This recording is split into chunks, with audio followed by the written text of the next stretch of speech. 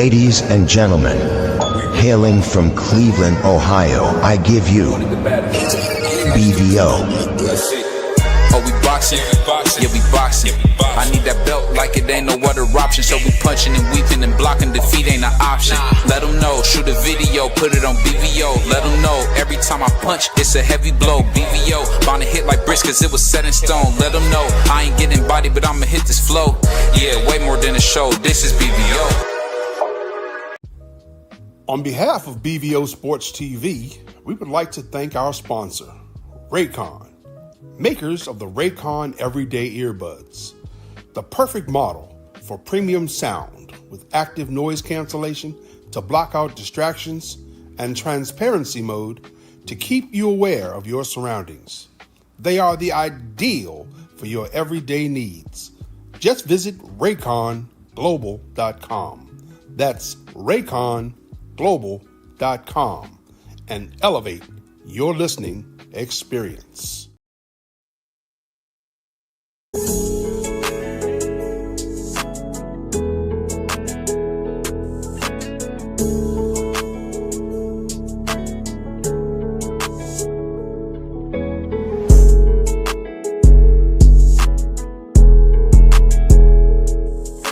What's up, guys? Chris Algieri here. Big shout out to BVO Sports TV. Shout out to BVO Sports TV. Make sure you tune in right away. Hottest in the city, hottest in the U.S. Shout out to BVO Boxing. You understand? Check the boy out. Check the kid out. You understand? Yo, what's up? It's your boy BVO Sports TV. We back on another episode. Oh, talking some boxing, man. Like we do every day. We talking some boxing, man. So, lots going on. One of the main things I'm excited about in boxing is we're getting closer to seeing Devin the American Dream Haney go up against Brian Norman Jr. I think it's going to be a great fight. I think this is going to be one of them fights that we've been waiting on as fans. And I'm mostly excited because for the first time in a long time, you're actually going to see two young guys in their prime actually fighting. Because for the longest time, what we do is we get guys when they're a little bit past their prime, or they took a fight that they maybe shouldn't have, or they got some damage that they shouldn't have gotten before we seen that fight. And I think this is an opportunity for us to see them both fresh, to see them both before they've been through any wars. It's one of my favorite things because I think Tommy Hearns took a little bit out when he lost to Iran Barkley when he fought in it the second time. So I'm excited about it. I think this is going to be a great fight. And I'm telling you, people don't believe BVO. But there's a good chance, man. There's a good chance we could see a stoppage. Do I think it'll be Brian Norman? I don't think so. I don't. I think it might be Devin Haney, but I'm not sure. I think Devin's going to box. I think that's what he's going to do. I think that's the main thing that separates the two is the fact that Devin has a great ability to box. And when you can box at the level Devin does, it's something special. And for me, I'm so excited to see this because I think for a long time we've been waiting, like I said, to see 50-50 fights. And we just haven't been seeing them. So to actually see 50-50 fights, that's one of the most exciting things to me. I'm excited about it. I think it's going to be great. One thing about the sport of boxing, man, sometimes, man, we get so caught up because we talk about it all the time. We get so caught up in these different fights. We don't realize that when we do get a great one, man, we got to celebrate it, man, because, you know, we got some big fights coming up soon, man. You know, we got my man Ortiz getting back in the ring. We've been all wanting to see King Virgil back in the ring. He going against a tough, worthy opponent in Lubin. You know, we just seen Boots Ennis fight a cab driver. So, you know, I guess we supposed to be excited for how Boots look fighting a cab driver compared to Virgil fighting a monster and current IBF interim champion. So it's going to be exciting, man. I can't wait to see the fights, man. And for me, I waited a long time, man, to see some good fights, man. And that's what we need more in boxing. We need good fights where we can see guys really getting it on, really doing what they need to do, and making these fights happen. So that's what I'm excited about most. But I'll tell you this. The coolest thing about all this is this. When we get this fight, I think for the first time we'll be able to say, hey, this person is definitively the best in the division. I think we'll be able to say that. And I think that's one of the coolest things. I hope the Ring magazine is on the line when this fight happened, man. Shoot to my brother Pop. He said Virgil's trash. You say that, but you celebrate a guy in boots who going up beating guys named Hughes Limo and stuff, man. So I get what you're saying. I mean, I know you want to hate on the brother because you know Virgil comes to fight and he only fights the best. I get it. I understand. You know, you don't want to see a brown brother, be on top like he should be. I get it. I get it. Smash the like button. Appreciate everybody coming to my brother Prize. But like I said, I'm excited because the fight's going to be a good fight. And how many times can you say when you see a fight, hey, this is going to be a good fight, and I'm excited about it? And that's exactly what I could say when it comes to this fight. Win, lose, or draw. I think even if Devin Haney comes out on, victorious like I think he will, I think this will be the first time he'll get his full credit. And maybe, just maybe, you get a few goofballs to stop saying stuff like, oh, Ryan Garcia, when he was on drugs, beat the life out of you. I mean, wasn't he supposed to do that? If you're on drugs, ain't you supposed to do that? I mean, I don't know. Let's be honest here. We haven't seen Ryan Garcia do anything in boxing since he knocked out Javier Fortuna. If I'm being honest, that's his best win is Javier Fortuna, former 2-division champion. I wouldn't say Javier Fortuna is somebody to write home about, but hey, no matter what, Devin got caught with the left hook a bunch of times. But I think it's just funny how people don't even look at the fact that the left hook was enhanced with steroids. But that's the games people like to play. I mean, and actually, boxing's a dirty game. What did you hear Tank Davis say in the press conference with Jake Paul? If I catch y'all being dirty, blah, blah, blah, as if he's going to do something. The best thing Tank can do is get unalive, man, because you're not going to do nothing to these fighters. Like, you're not going – what are you going to do to Jake? And that's the thing. It's like my uncle used to say all the time, man. Like, you think when they made your weapon, that's the only weapon they made? Nah, negative. It's negative. So I'm just telling you this, man. It's going to be a great fight. I'm excited. I hope Devin Haney gets his full credit. I really do. I hope Brian Norman gets his credit for actually stepping in there with a champion, a proven undisputed champion, former Ring Magazine champion. And I think this should be a chance for Devin the American Dream, or some people call him Black Jesus, to get another ring belt. Because I could definitively say I think the best in that division is going to be between those two guys. And I'll put it like this. I hope after that fight, I hope Rolly's next. Shoot to my brother B3. I hope Rolly's next because I think Rolly is a wild card. I think Rolly's power, his new trainer, his new mindset is huge, man. Because one thing people got to remember about boxing is this. It's 80% mental. So whenever we talking about, boxing, we got to remember, we seen Oliver McCall in there with Lennox Lewis. Lennox Lewis was hitting him flush. Couldn't drop him. Couldn't do nothing with him. Nothing. As my man Gorilla Zoe told us, we say you're getting money. We ain't seen nothing.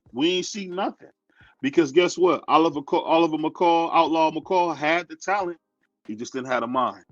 And having a weak mind destroys you not only in life, but in boxing, relationships. You got to have a strong mind. You got to really work that mind out. That mind is a muscle. Whether you realize it or not, your mind is a muscle. And it's something that you got to work and constantly work. Because if you don't, guess what? It's like one of them old sayings, you use it or you lose it. If you ain't working on your mind, keeping yourself mentally disciplined, you're going to have issues like you seen with Oliver McCall. People don't realize it because in the boxing ring, but that's a normal occurrence. People break down every day. I'm sure a few of us have had issues happen or things happen at work, and we went in the car, we went to the bathroom and had a cry about it, or had a moment to get ourselves together. Suit the vacay back pulling up. Y'all, please smash the like button. We got several people in here. We got 7 likes, so please, man, smash the like button, man. Don't steal the show. We trying to do it the best for y'all, man. One of the only brothers out here that want to do it best for y'all, and I can only be as big as you guys allow me to be. So that's why I appreciate the Doghouse community, because one thing about me, I know I'm on as great as you guys make me. And that's that simple, man. But the thing about this fight, like I said, is just an opportunity to see 2 young men at their apex. Not when they already got beat up, not when they already got hurt. Shoot the Angie, baby. Not when they already are finished. No, I'm talking about when they're at their best. When they're at their absolute best. That's what we're going to get to see. So I'm excited about that, man. That's for me. And see King Virgil get in the ring again. I think Virgil, man, as y'all know, I like Virgil a lot. I think Virgil can fight. I hate that Virgil didn't get to fight Errol Spence, man. That's something that always got me, man. I thought he could have been the one to give Earl his second beating. But hey, we didn't get that fight. Hey, as my man said, you want to stand over black bodies? Goofball niggas talking about you want to stand over black bodies. No, we want to see a good fight, man. So I'll put it like this, man. I think that in this case, when we talk about Devin and we talk about Brian, I think Brian's gonna be on the ground, man. And I'm not saying he ain't got a chin. I'm not saying he won't be back, but I just think he's too small, and all he's gonna do is bring power. I know what his father says. That's my guy. I'm gonna say that all the time. That's my guy. But I'm talking about just strictly in the ring. I think Devin Haney has a few more wrinkles. And that's the thing that make these black fighters, we call them slick fighters, so special. They got that whip wop. Niggas always got that little whip wop to them. So it's like, not only can I do this, but I got the whip wop on you. So it's just, like I said before, it's not an easy task for Brian. But if Brian can go in there and knock him out cold, man, that'll make Brian a superstar. I'm going to tell you, it's that much hate for Devin Haney in the world where he would become a superstar if he knocked out Devin Haney. He knocked him out clean. No issues with no drug testing, straight up clean. Guys will be celebrating. This guy's still celebrating now with their hoods on after Ryan beat him. So it is what it is. Devin had to go and get a no contest to get it removed. But for me, the footage is still out there. And I'm hoping, and I know that Devin's going to be working to be better and not to be susceptible to that left hook again. But I'm going to tell you guys something. One of the things I love about the Doghouse community is that we can have other conversations. And one conversation I want to say is this. Our young guest, man, is going to the house, Morehouse. And anybody know anything about HBCUs? That's one of our, institutions of learning. Howard, Clark, Morehouse, Spelman. These places, some of our greatest thinkers have come from. So to think a brother that's in boxing is a part of that great tradition, that's cool, man. That's exciting. Because you know what? We always want to celebrate the nigga getting out of jail. We always want to celebrate the dude. We always want to celebrate the dude who's into some foolishness, but we never want to celebrate the young guy who's actually using his brain, trying to make a future for himself, and hopefully one day for his family. I'm telling you, we got to change the narrative, y'all. The narrative can't just be who's the roughest, toughest dude who's not doing nothing for nobody but himself. My greatest thing in life is if you can do something for not only yourself, but your family, and more important than that, do something for God. So if you can do something for God, your family, and then if you can do something for the community, I think it's a win-win. It's a win-win in my humble opinion. Because no matter what you do, no matter how great you think you are, there's always room for improvement. And I can say that in my own life. One of the things I had to learn through therapy, BVO said it best, through therapy, is that, hey, it's so important to make sure that you're on the right path and you're doing what you got to do. Hold on one second. I think we got my brother in the house. How you doing? How you doing, sir? How you doing? We doing good, man. We got the champ in the house. How you feeling, man?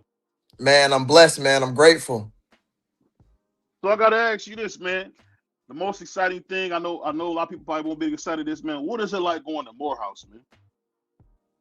Man, it's everything you can imagine and more. You know what I mean? It's a wonderful experience with just being surrounded by wonderful men. They say you're an average of the 5 people you surround yourself with. So being able to just surround myself with men who will have a path, a purpose, who are focused, you know what I mean? Men of purpose and men of consequence. It's just elevated who I am as a person and the way I go about things and the way I take, like how seriously I take my life. Morehouse has completely shaped the way that I go about certain things. You know what I mean? So I'm eternally grateful for that experience. And on the flip side, it's a wonderfully fun school with a lot of things to do in the Atlanta area. You know what I mean? It's everything that you can imagine in a college experience at an HBCU in Atlanta. And when we speak about this, some of us definitely know Morehouse as one of our greatest institutions as a Black community, but we talking about the same halls Dr. King walked through, man. Is that crazy? Is that surreal to think like you in the same building Dr. King was in? I'm gonna be honest, people don't even realize this, and this might be controversial. I'm talking about the greatest American we ever produced in Dr. King. The greatest American we ever produced. People don't believe me when I say that, but you know what? One thing, and I'm sure you've seen this. People kind of get excited about the way Malcolm did things, but Dr. King got laws passed. And when you're talking about true change comes from within. And I think sometime, and I'm sure you see this all the time, everybody want to play this rah-rah game. Oh, I'm going to do this, I'm going to do that.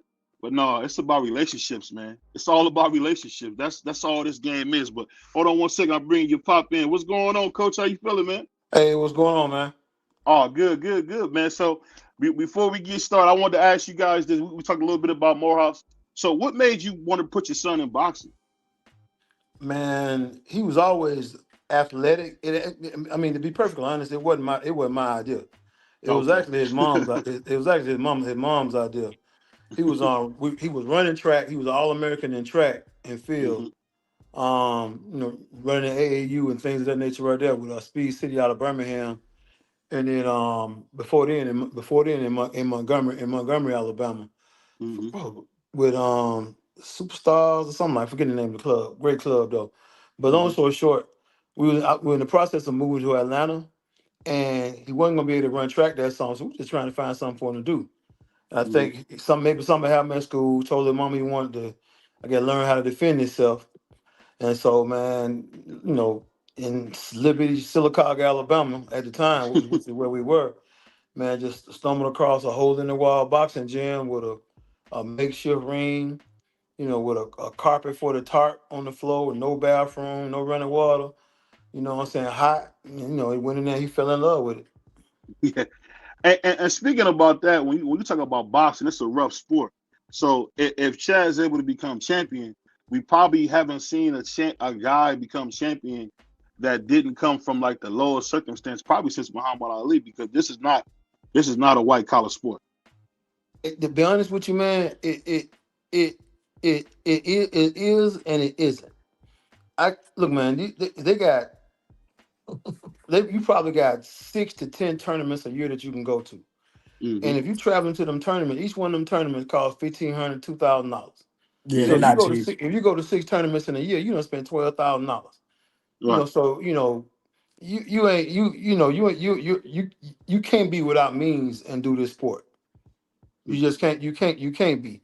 And I think it's a myth in regards to, having to come from the gutter or having to come from downtrodden situations to be a boxer or to be any type of athlete. They say the same thing about football, man. But if you look at basketball or baseball, but if you look at it, the teams and the athletes that strive in those sports are the ones that have the greatest resources. I don't think boxing is any different. If you're in a gym with good resources, good coaching, and then you're able to make it to the tournaments, you're able to buy the equipment, buy the gloves, buy the shoes, the recovery, everything like that, then you're gonna strive in the sport. The ones who are in this situation where they don't have those resources available to them, or a parent or a coach that's gonna treat them like they're his child, then those are the ones that kind of fall by that. A lot of times they fall by the wayside in this sport.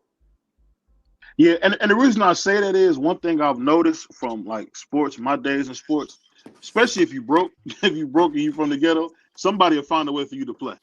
Somebody will find a way for you to play. If So you that's good, why I said that. it's, a lot of if you good, that's certainly how I used to be. But I'll be honest with you, man. This boxing thing, man, like in football and basketball, you got AAU, you got Shaq and people like that sponsoring teams and stuff like that. Man, ain't no world champion sponsoring no boxing teams, man. Yeah, that's ain't a happening. fact. That's a fact. So when you talk about getting into coaching, man, who were you watching? Were you watching Eddie Futch or were you watching Angie Dundee? Who kind of inspired you as a coach? Man, what inspired me as a coach was I initially got off into this thing. I was actually paying somebody to coach you. From that standpoint, paid a couple people. But the thing about it is that, because I remember we met Raheem, Zahir Raheem, and I offered to pay Raheem, and Raheem was like, "Nah, I'm gonna train you how to coach your son." The interesting thing about it is that what Raheem knew and what I didn't know at the time was that it's a father-son sport for a reason. Number one, Raheem wasn't gonna go to all these tournaments like I had to go to for free. He wasn't gonna go to all the sparring and everything that I got to go to for free.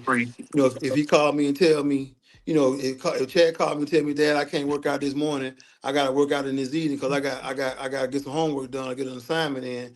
Then I don't think I'm gonna say it's okay. You see what I'm Right. saying? But and if you're not somebody, and if you're not the father of that person like that, then 9 times out of 10, your answer ain't gonna be okay from that standpoint because you got to put your life on hold from that standpoint. But that being said, man, to be honest with you, I study everything. I study boxers, Mm-hmm. and I pick up, I listen and I learn. So I pick up tidbits from any and every coach. Boxing is actually it's a science for a reason from that Mm-hmm. standpoint. And so, like, I listen to, I just pick up on things and I listen, I learn, I ask questions. I watched Raheem taught me how to hold mitts from that standpoint. I watched a lot of Roger Mayweather. Mm-hmm. I watched the old, so like Roger got some old clips. You know what Mm-hmm. I'm saying? Like they really came off of VHS or something like that, where he Mm-hmm. was doing mid work and stuff like not even with Floyd, but like with other kids, Yeah. and just explaining everything.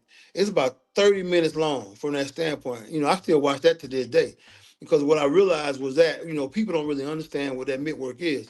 That mid work is actually every single punch and counter that you really can have in boxing.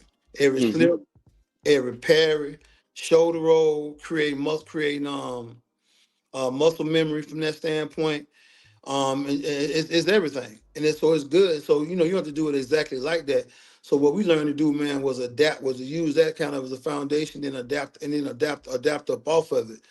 I talked to Brian Norman, Brian Norman Senior, talked to B a lot, talked to Mm-hmm. Byron Oglesby a lot, I talked to Barry Richardson, Mm-hmm. Trey Pettis, so I talked to a whole lot of whole lot of different coaches. And the main thing you just get you can't be arrogant and know that you Yeah. can know that you can't learn something.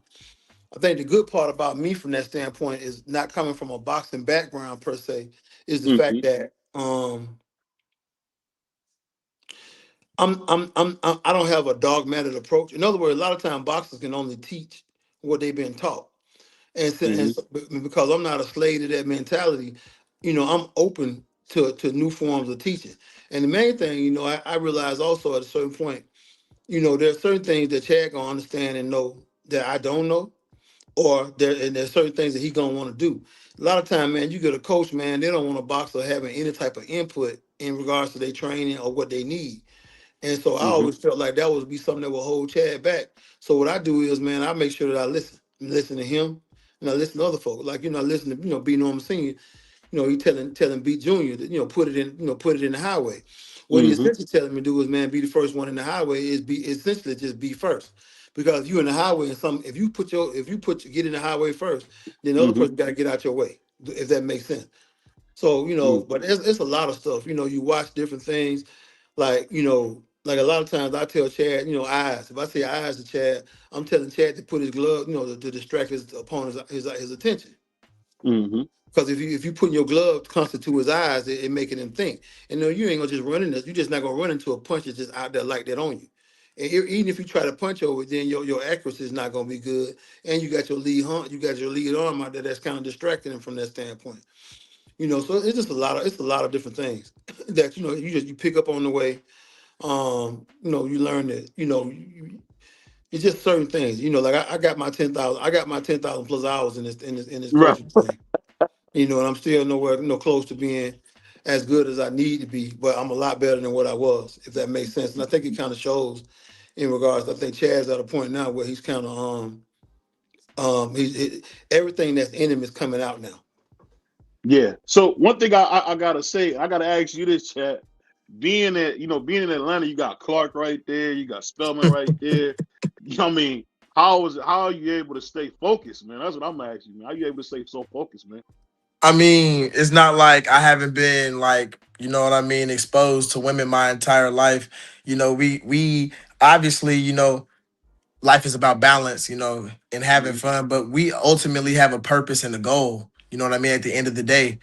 And we know what it takes to get where we want to go. We know how much discipline is required for this sport ultimately. So it's just like at the end of the day, like you kind of like, you know what I mean? Like really it's like it's not even like it's second nature for me almost. Like I kind of really don't like consider falling off for the sake of that because like it's always gonna be there. You know what I mean? Right. Like the thing is about it, you'll always like you'll never lose women chasing a purpose. You'll always lose your purpose chasing a woman. You see what I'm saying? Oh yeah, Yeah, definitely. That's yeah, that's a beautiful thing. Go ahead, coach.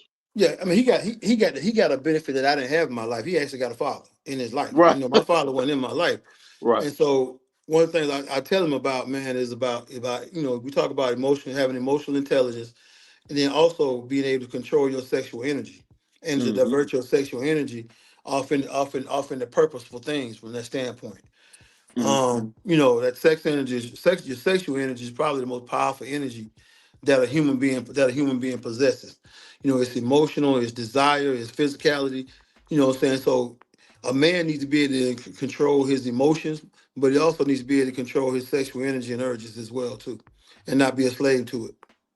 Yeah, that you know what, and one thing you said that's powerful, Chad and coach, is that you've already been exposed to it. You understand what it is because I would say that's one of the biggest things that seems to take a lot of us down, man, is being a sexual deviant. I know that sounds crazy, but Oh, that's one of lust, the bro. biggest. Lust, that's that's one of the bro, biggest lust to things that do get it. us.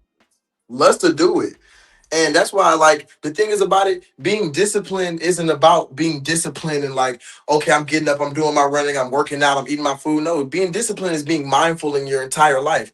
You have to live a mindful life. You know what I mean? Like I read every day. You know what I mean? Just to make sure I'm strengthening my mind. I take mindfulness to I journal. You know what I mean? I visualize my thoughts. I meditate. I read affirmations in the morning. Like discipline is in all aspects. So it's like, why would I be pleasuring my flesh? You know what I mean? Giving into this vice when I'm not giving into any other vice. I might as well treat my body like a temple it is because, at the end of the day, that is your energy. You do feel different after, you know what I mean, releasing in that type of way and then trying to go work out. It doesn't feel as good. You know what I mean? It feels a little bit sluggish. You get tired a little bit quicker. You're a little bit slower on your reactions and things of that nature. Like it really does play a part. So it's like, why would you even like play with that? You know what I mean? The same way you don't play with getting up and running in the morning, you don't play with that either. Yeah. So speaking of that, I kind of watched some footage on you. I see you more of a boxer. You gotta forgive me, BVO. Like when people come forward. So what made you? Who were you watching that said to make you want to be a boxer? Well, the boxing thing came from just basically being defensively minded, like just in general. You know what I mean? When I had first started boxing, footwork, you know what I mean, was a big component that we always worked on. And so my dad makes it like a priority that we utilize the footwork that I gained from a young age and things of that nature. I fight both ways, of course. So I might as well utilize the entirety of the ring. But also coming up, like when I had first started boxing, I had started boxing with throwing no punches. Like I Mm-hmm. was working purely on my defense when I was sparring. Obviously, I had a couple of sparring sessions like where I was throwing in punches, but like once I had settled down and I had got the basics of boxing, they sat me down and they were like, we're gonna have like the little kids come in and they're gonna throw punches at you and you're gonna try your best to defend yourself without hitting them back. And so what that did was it made me have to be creative with the way I move my body in the ring. And it's gave me just a different balance and a different feel of the ring. So like naturally I gravitate to using like the skills that I've developed through my adolescence. You know what I mean?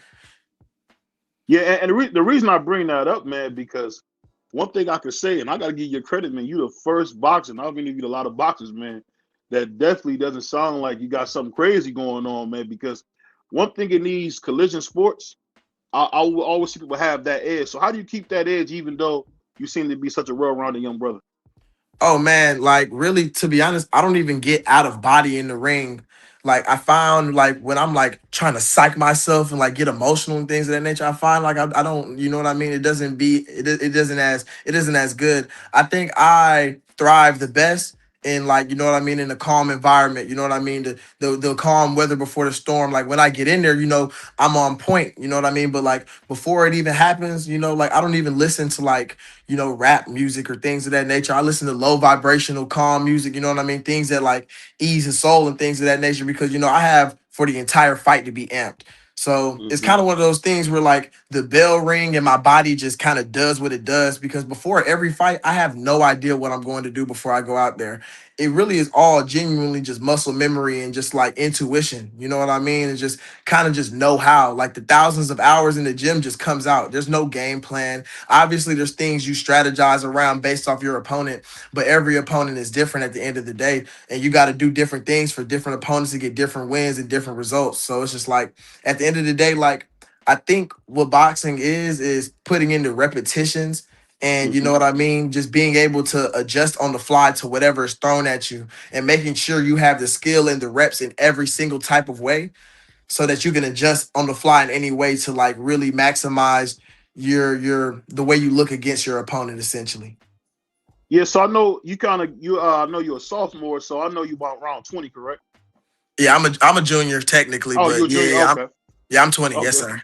Yeah, okay. So being 20, I'm wondering, are you thinking about when you do fight pro, are you gonna be a lightweight? I'm thinking somewhere around like the the featherweight, super featherweight range. Okay. Okay. And you know that's good because I think one thing is good to hear somebody say, "Hey, I'm not about to try to kill myself." Like I'm glad you didn't say junior featherweight or something like that because people be trying to do that. Like they'll be a certain size. Like I don't know if you watch Bam Rodriguez. Yeah. I don't know how Bam is making no 118. I don't know how he's doing it. I mean, how big is Bam? Oh, sorry, Like 116. My mistake. 116. Yeah, I don't know how. nah, Bam don't even. He fights at 115 because y'all know it's 112, Oh, 115, that's right. It is 115. 118, then 122, 126, and then so on. Yeah, I don't know how he's doing. I don't know how. But he's doing. how big is Bam though? Bam isn't that big of a person. He's about 5'5". He's about the same. He's about 5'5", 5'4". He's about the same size as Tank. Oh, he's 5'5", 5'4". Mm-hmm. Oh, I thought he was like 5'3", 5'2". I've never seen Bam like in person or anything like that. An amazing fighter though, by the way, man. Yeah, definitely. Does spectacular things in the ring, man. So who do you watch as when you trying to model your game after? Who you model your game after? You would say.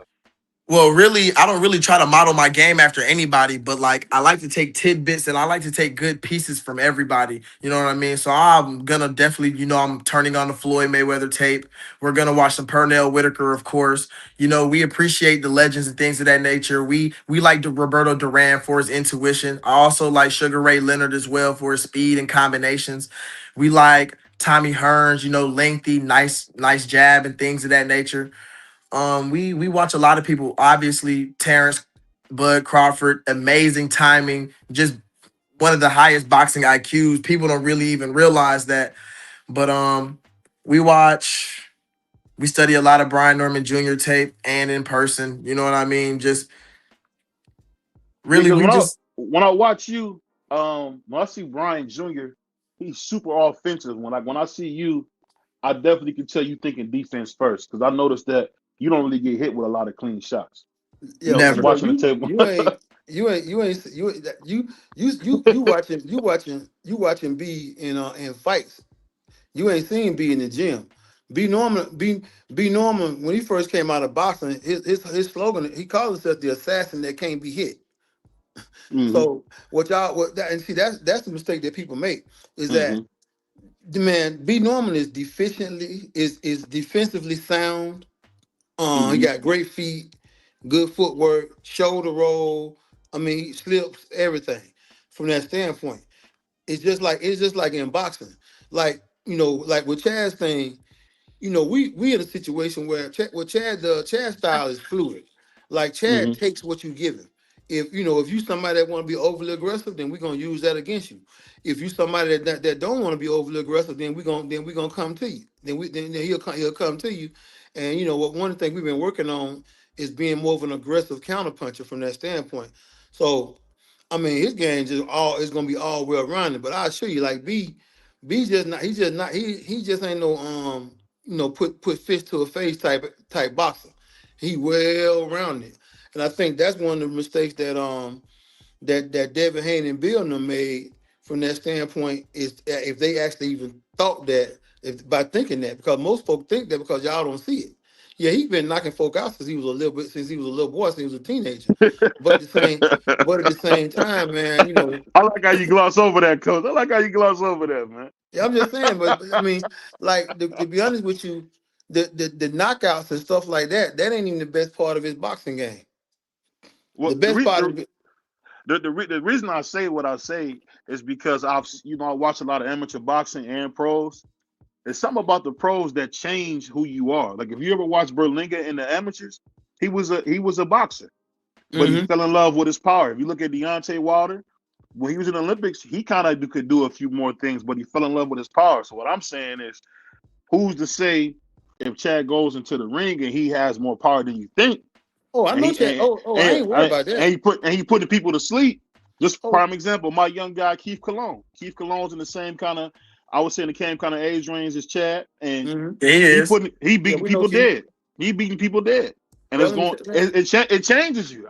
Maybe not as a coach, but as a fighter, I've seen it. Let me put it like this. I've seen it personally from a fighter that I've came up with. You know what I mean? Hernando Warhol. You know what I mean? Hernando, he likes to come forward, but Hernando's also just really mainly a counterpuncher. But since he's turned pro, you know what I mean? He's walking people down and placing his shots and being a little bit more aggressive. And I think it's going to be the same thing for me as well. You know what I mean? I feel like I'm developing that side right now. Like this last past tournament is the most I've came forward so far.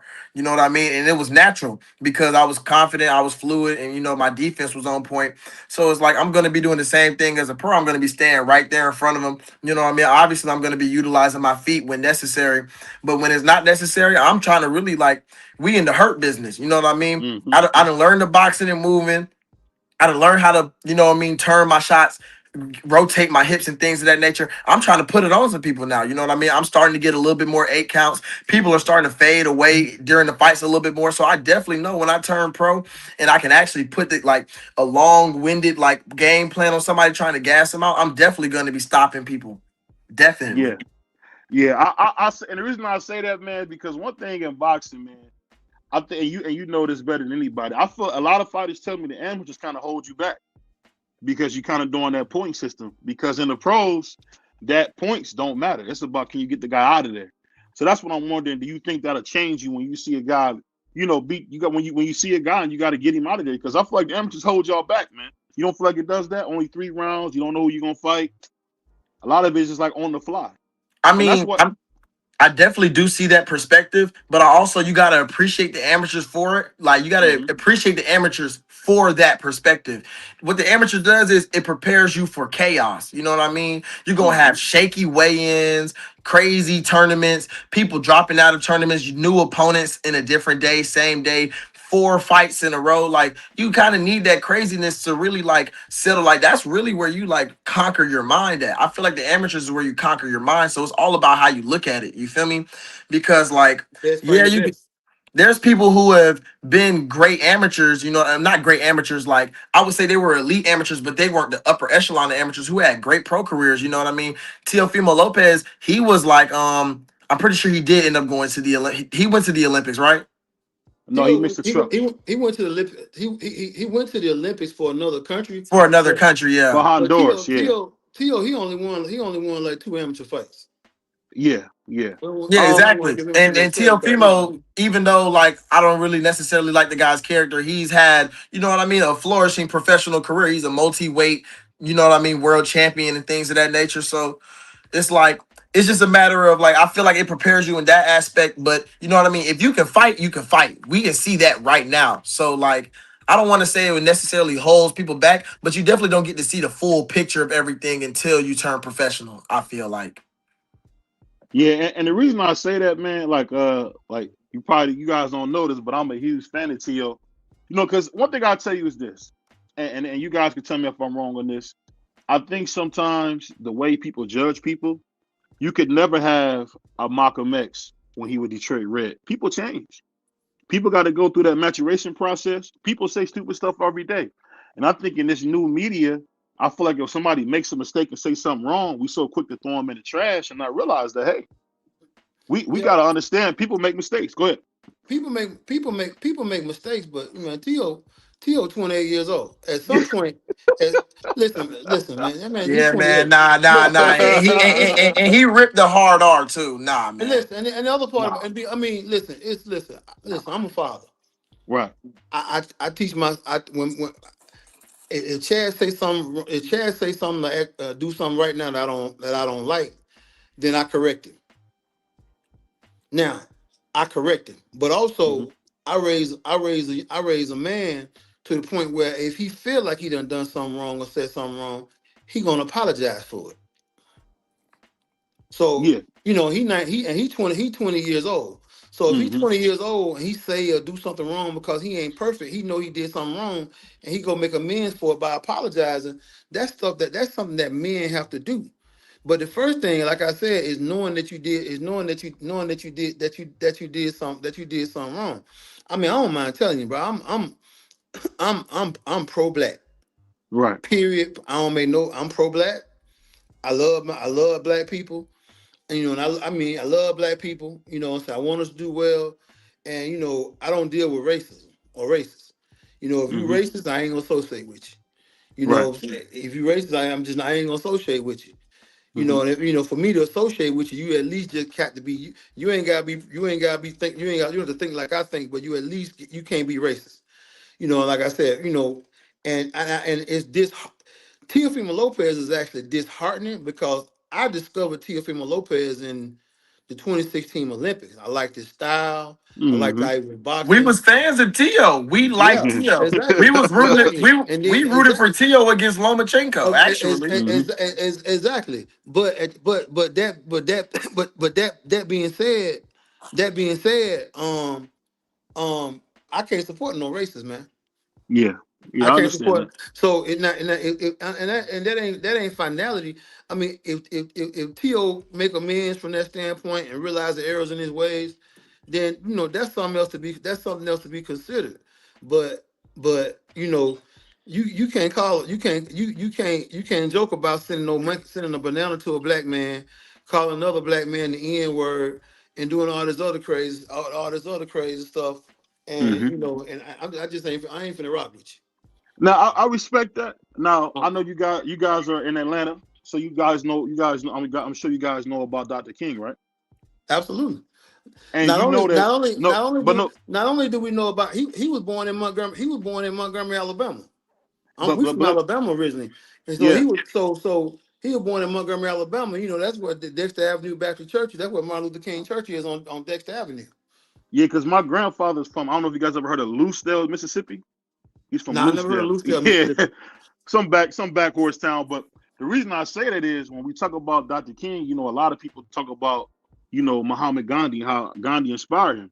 But if anybody look into Gandhi, Gandhi was a stone stone cold cold racist. racist. Yeah, he was. I mean, and the pedophile, wasn't he? You ain't telling me nothing new. Yeah. Gandhi in South Africa was a policeman, brutalized black people. He was a stone cold racist from that standpoint. You know, that's the power of the internet. I don't know that King knew that from that standpoint. Now, you know, the movement, listen, that's why I said, man, you know, I mean, like I guess I believe in black folk from that I do standpoint. too. And Gandhi, you know, Gandhi was for his people. I don't look up to Gandhi at all. I don't give a damn about, you know, their movement and they struggle versus the British from that standpoint. It ain't got nothing to do with it. That's a fact. That's a fact. And you know the cool thing, and that's why I love to talk to brothers from the South, because there, a lot of times you guys are the majority. And up north, we don't get to experience that. Like you might get that here in Cleveland, but once you leave Cleveland, as my father called it, you went into some vanilla suburbs, man. Hold on 1 second, yo. I want to bring in my brother, man, Bernard Hackett. I don't know if you're familiar with him. 1 second. He coaches Jaleel Hackett. Man, we know Bernard. We know Bernard from way back in Sugarbird days. That's where we first met down in Florida, in Kissman, Florida, Sugarbird. But I also got my guy What's up, good brother? What's up, brother B? This phone. What's up, good brothers? How y'all doing? Hey, I'm gonna call in from my other phone. Okay. I'm gonna call in from my other phone. Hey, but let me ask you this, Chad. Now, when you talk about like boxing, man, what's your favorite part of the sport? Is it the actual fight itself, or do you enjoy the journey? What's going on, young king? What's going on, Coach? How you doing? Well, my favorite part of boxing is really, I had to learn how to like fall in love with the journey. It really is the journey though. You know what I mean? And like for me, it's just progressing like as a fighter, just in the fluidity of my movements. You know what I mean? Like really seeing like the repetitions like that you consistently make in the gym actually pay off and translate to fluidity in like an actual fight. You know what I mean? Just a whole process of getting better from a footwork standpoint, feeling my conditioning improving, doing better like every other day, just being 1% better every day. It really kind of like just makes me want to see like what level I could take next. So like really I feel like falling in love with the journey is really the only way of going about it. So my favorite part is, you know what I mean, going to the gym every day, just really trusting the process of this and getting to spend time with my dad for real. Like I spend time with my dad. So it really don't even feel like I'm training or working out because like this really my best friend. We just laugh and joke the same, like we laugh and joke all the time. We troll each other. So it's just like we in the gym, you know what I mean? It's bonding time, you know what I mean? Obviously it's straining me, but like, you know, I'm used to this. I've been doing it since I was 10. So 10 years or something, it's just like, it's like I'm brushing my teeth, you know what I mean? I know I have to do it. I know I'm gonna feel bad. So it kind of takes the mental stress away from that because it's like I'm used to feeling bad. Like feeling bad doesn't even feel bad anymore. You know what I mean? So I just really appreciate the time when I get to troll my pop in the gym. We get to laugh and joke with each other because you know what I mean? Like how many 20-year-olds are spending time with their dad, you know what I mean, consistently for 3 hours a day? You feel me? Not really many. So we can't hear you, Pop, by the way. I see your mouth talking, but we not hearing no noise coming from your side or nothing like that. You see what I'm saying? Yeah, Go ahead. And then rub your front camera. It's a little bit blurrier than the other one. You feel me? Yeah, Coach, you came up with the Obama phone. You came up with the Obama phone. Nah, there you go. There you go. Much better. Can y'all hear me now? See what I'm saying? But we still can't hear you. I don't know what type of microphone you got going. Is it muted? Make sure you're not muted. I thought I heard him. Yeah, you hear me? Yeah, I can hear you, Coach. Yeah, I can hear you now. Yeah, now I can hear you. Yeah. Ask his ass when he missed them damn mitts on purpose. He hit my ass. He muted for me. I can't hear him. He said, what happens when you miss the mitts on purpose and hit them? What's up with that? Like, he's saying I'm missing the mitts on purpose. So basically, boom, whenever me and my dad are hitting mitts, I'm flowing through combinations in my head, and I'm thinking of follow-ups as well in the fight. Like, I'm viewing an actual person in front of me. So sometimes I'll throw like a little extra punch, like, you know what I mean? Like almost like I'm shadow boxing, and it'll be subconscious. And like I have popped my pop a little bit sometimes, you know what I mean? It's mainly to the body. It's mainly to the body. But I didn't tap the jaw one time. I think I tapped the jaw recently, like the other day, actually. And so that's why he brought it up, probably. To be honest, he a little mad. You feel me? But he be trolling me. He be slapping me on the neck. Like, let's not act like this man is innocent, man. Like, obviously, he gotta get some of this fight back too. You know what I mean? He used to hold me down when I was little, you know what I mean, and just tickle me with his thumb. That wasn't fun. So you know what I mean? I gotta get back in some type of way just a little bit. You feel me? Yes, yeah. And speaking of that, but it's all just bonding at the end of the day. Pops know I don't mean no harm, man. I'm not trying to hit on him on purpose. Can you hear me, champ? Yeah, I can hear you, BVO. I don't think I can hear you now, Pop. Oh, you can, Chad? Can you hear me? Yeah, Chad, he got to go in and come out. He can't hear us for some reason. But I'll say this. Let me ask you this, Rock. So when you go in there, you see. Can you hear me? Yeah, keep going.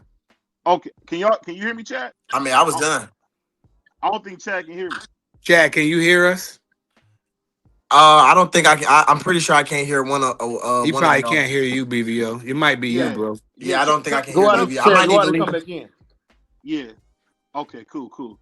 Yeah. So speaking of this, because this what I'm gonna ask you right now. I done seen a couple of your sons fights, and it's been like pure domination. When you see a guy like that, because I think he got, you know, and this is not me just saying because you guys are here. You guys got some Gary Russell talent, where you guys are just can do a little bit of everything. And when you see that as a coach, is it hard not to kind of like pump him up too much? Because, like I said, I've seen some of his fights, and we're talking about beautiful boxing, top tier boxing, man. How do you keep him kind of loving when you see that kind of improvement, where you're getting better and better? Actually, man, I don't even really worry. I want him arrogant. Because what I find is that when And arrogance and confidence. When you prepare right, you condition right. You know what I'm saying? You stepping in that damn ring and with that energy, like, you can't fuck with me. And human for cursing. But I want him like that because I want him. Listen, man, as long as he stay humble, doing his runs, doing his workout, doing what he need to do in school, then I ain't tripping on that stuff right there. I mean, I know how. The thing about it is that that may have been a problem with me, but I raised a better man than myself. Do that make sense?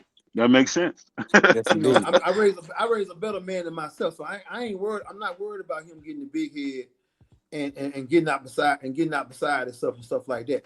I want him. I want him to be more confident, to walk in any arena, any ring with any opponent from that standpoint, man, and just know, dude, you can't mess with me. Period. Period. Walk up in the gym, wherever he walk in at, he need to know he won them ones, and in fact that he won. He won them ones. Now it's time to separate from them ones now. So that's what I'm on. That's what I'm on with from that standpoint. Because like I said, I raised a better man than myself. So a lot of the crazy knick-knack stuff, man, I ain't got to worry about. I don't think I got to worry about all that out with Chad, to be honest with you, man. He always been, he way more cautious than me growing up. You know what I'm saying? I was a motorcycle type. I was a motorcycle type. You know what I'm saying? I'm in the skates and I'm fighting. Fighting on Sundays. I done got stabbed. All kind of stuff, man. Before I went to college and stuff. So you know what I'm saying? But he ain't never really just been on that type of foolishness like that. Yeah, that's good. That's what's up. I'm gonna say this, man, and this does not be just saying it because you hear Chabo. And I was telling your father, I said, what I did was I kind of binge watched a lot of your fights, and to see how you're getting better and better and better. To me, you kind of remind me a lot of Gary Russell Jr. as far as just a technician who can do a little bit of everything. Only thing I haven't seen from your fights, I haven't seen a lot of power. I just seen you really outclassing guys. So when you fighting at that level and you so much better than everybody, how are you still getting better? Because the guys that you fight, man, you beating to death. It's not even close. How are you still getting better? I mean, I feel like getting better is like it's within, and it's what you do for it. You know what I mean? So like even with like sparring, you know what I mean? It's like sparring and trying to get the most out the sparring. Like you going to go spar with an intention of working on something. You know what I mean? Or we've been drilling something specifically in the gym because we know, like when we go spar, like we know what I can do. We know I can move. We know I can check hook. You know what I mean? We know I can go a whole 3 minutes without getting hit and picking my shots. You know what I mean? So now when we spar, we looking, you know what I mean, to work on head movements. You know what I mean? Counters while coming forward, establishing the jab and putting the right hand to the body behind the jab. You know what I mean? Stepping outside the lead foot with the right hand, like off center too. We just working on, you know what I mean, getting a little bit sharper in that little mid range. You feel me? So basically, it's just basically working on your flaws. Like that's how you get better. You got to work on the things that you're not good at. Because if you just work on the things you're good at, you'll just be super good at that. But then somebody can exploit another hole in your game, and then now you're looking a little bit wonky when you can't get to your spot. The whole ring has to be your spot. You have to own every part of the ring in every moment. It doesn't matter if my back was on the ropes or in the corner, or if his back was on the ropes or in the corner. I'm completely confident. I'm trying to be completely confident in just every form and aspect, from every side, from every angle. If I'm low and he's high, if he's low and I'm high, just making sure I'm prepared in any which way, because that's the only way to be able to secure a W against anybody. And the reason I bring that up, and then I'm gonna let Brother Bernard and everybody get in here, is because whenever I see, and I'm gonna say it first, no Diddy. Whenever you see a pretty boxer fight, a guy who can fight, who can box, they seem to get changed. They change when they get hit. So what I'm saying is, do you feel like you've been hit hard enough to say, you know what, dang, that dude is punching? Have you had that moment already? Because sometimes, and I've seen this a lot, where getting hit hard or getting beat up really changes the fighter. Adrian Brown is a prime example of that. Getting hit like he did it versus what's my man versus McDonough? It changed him. It changed him. So I'm just saying, do you ever worry about that? Like, being such a good boxer that I'm gonna run into somebody who can really make me fight. And when they do, I can be able to take it and still be the same guy. You know what I mean? I mean, really, like that stuff that really doesn't really cross your mind. Like, oh, like what if I get beat up? I'm never really thinking about that consideration, honestly. To be honest, anytime I'm stepping in the ring with a guy, it don't matter how dangerous he is. He ain't never been in front of me. Can he take what I'm finna give him? Like, what we really even talking about? Like, Right. I like is that. he finna handle this? See what I'm saying? Is he even gonna have the capacity to be able to touch me? Like, if I don't want him to touch me, I don't need to. Anytime I get hit, it's because I'm putting myself in a position to, or I'm taking a risk. You know what I mean? I'm extremely conscious of myself in the ring. I know when I'm sitting on the ropes because I'm tired and I'm getting hit because I'm tired. I know when I made a mistake in my footwork and I was off balance and I'm getting hit. So it's not really like, oh, am I gonna be able to? Nah, man. Is he gonna be able to touch me if I allow him? Because if I feel something I don't like, then it's like, it's not like I'm gonna continue to feel that, especially if it's making my body react in a certain type of way. You know what I mean? I pride myself on my IQ. You feel me? And being Yes. analytical in the ring. So when you fight, have you sparred against relentless pressure? Somebody that's coming to get you? Brian Norman Jr. Yeah. Brian Norman Jr. And man, let me tell you. And he's like, obviously he's the world champ, so he's not going A100. But what Brian's gonna do, Brian never toys with anybody in the ring. Even when he's in there with the young teenagers, he's in their face. He's in their face the entire time. So he's pushing you, he's testing you, he wants you to get better. So he's in my face. He's trying to touch me just a little bit. And like I can feel it in the combos. Like I remember one time I was trading with Brian. And I had got lifted up in the air mid combo while I was still punching. I have no idea how it happened. That's wild. I have zero idea how it happened. Both of my feet were off the ground mid combination with this man. I'm like, and it's not like I got hit with anything. I don't know how I got lifted up. This man hit me in the hips, and my left knee was radiating a numbness for the next 45 seconds. It's just like, really, I think being in front of him and being in front of that relentless pressure kind of prepared me for any type of pressure, because it's like this man is extremely quick on his feet and like he's so sound in his stance. He's ready to punch whenever. So like he's never really even off balance. Well, that's just what I've gathered in the ring with him. You know what I mean? It's different. You know what I mean, with different opponents. But it's like he's really a technician in what he does. Like because his pressure is sound. He's right in front of you, but he's right out of range for you not to be able to hit him, but for him to be able to step in the range and touch you whenever he really needs to. He's actually really good, to be honest. It's really good. That's what I mean when I say, like, have you had that in sparring? Because I think sometimes, like I said, when it comes to boxers, one thing that I notice is sometimes they need to have that guy to come get them just to really see what they can do. Like, and when you talk about Roberto Duran, one of the things you always watch Roberto Duran, the way he can fight in the pocket. So are you pretty good at fighting in the pocket? That's what we've been mainly working on right now. You know what I mean? Making sure I'm consistent in the pocket, making sure my defense, not only is it like it's good, but it's strong and sturdy, because you can have good defense and it can still look like you're being thrown around a little bit. Making sure I'm consistent and having a good base in my stance. You know what I mean? We've been working. It's basically been all legs recently. You know what I mean? Just making sure my whole lower half is sturdy, because boxing is 80% legs. Really, if you really think about it, your power comes from your legs and your rotating and your twist. Your footwork comes from your power comes from your footwork as well. Like everything starts from the bottom in boxing. You know what I mean? So we've been working on making sure my base is strong. And so inherently, like when I've been working on the inside, my base being strong has been allowing me to change levels a little bit more, to rotate my hips in tight spaces, to be able to rip shots that I wasn't able to rip before. We've been really just trying to like work on being technicians and perfecting our craft recently. You know what I mean? Because we're going to take that next step soon. Really, when you're about to turn pro, you mainly just begin to work on the basics. You know what I mean? So I'm really just working on perfecting the basics and making sure that like I'm just a fighter with no holes in this game. You know what I mean? Even though I do like the box, like I need to be able to do everything. You feel me? Yeah, I think you're gonna be great, man. Like I said, and I don't say this about a lot of people, man. My brother probably can tell you, because I usually don't like boxers, but You got that Gary Russell thing, man. You gonna make some money off just outclassing niggas. I think Yeah, that's I'm gonna be it, completely man. opposite of BVO. He loves the BVO loves to come forward. You feel me? Yeah. Like Mexican style. Me prize fighter. I'm more like I like the sweet science. I like hit and not He get hit. wants I you to like the run. He wants you boxing. to run. He I, wants you to I I run. like I like lateral movement. He calls it running. I like to use the term that is Man, actually called lateral lateral. movement, man. I used to run lateral movement miles. Right.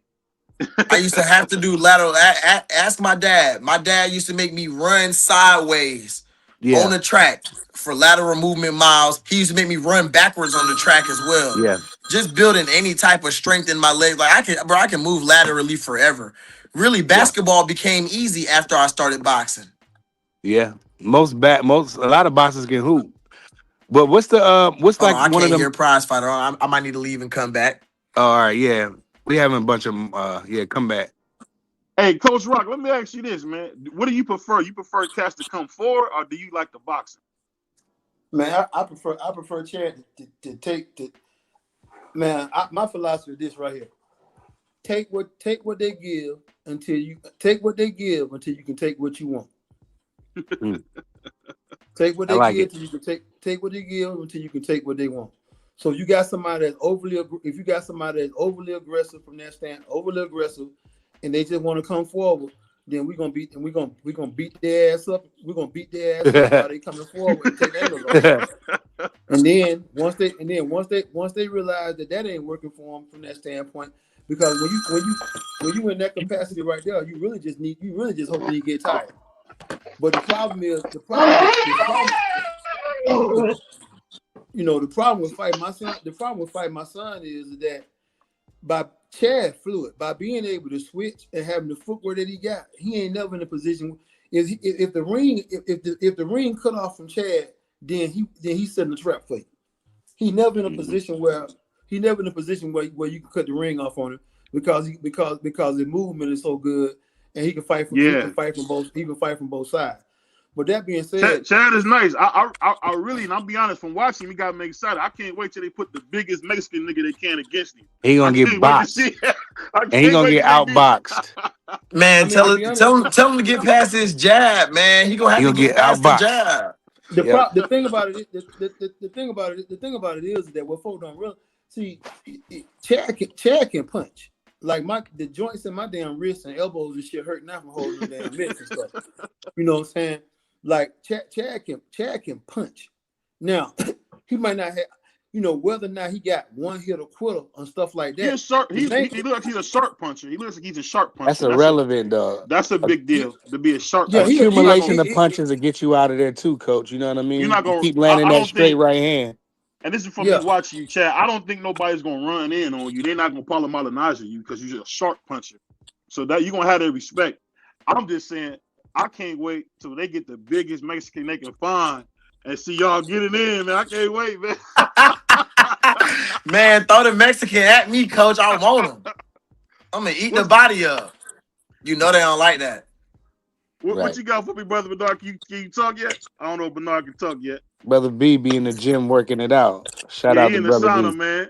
He's trying to get his He trying to be like Montel Jordan. I think he's trying to get his Brother B. You got a mic check?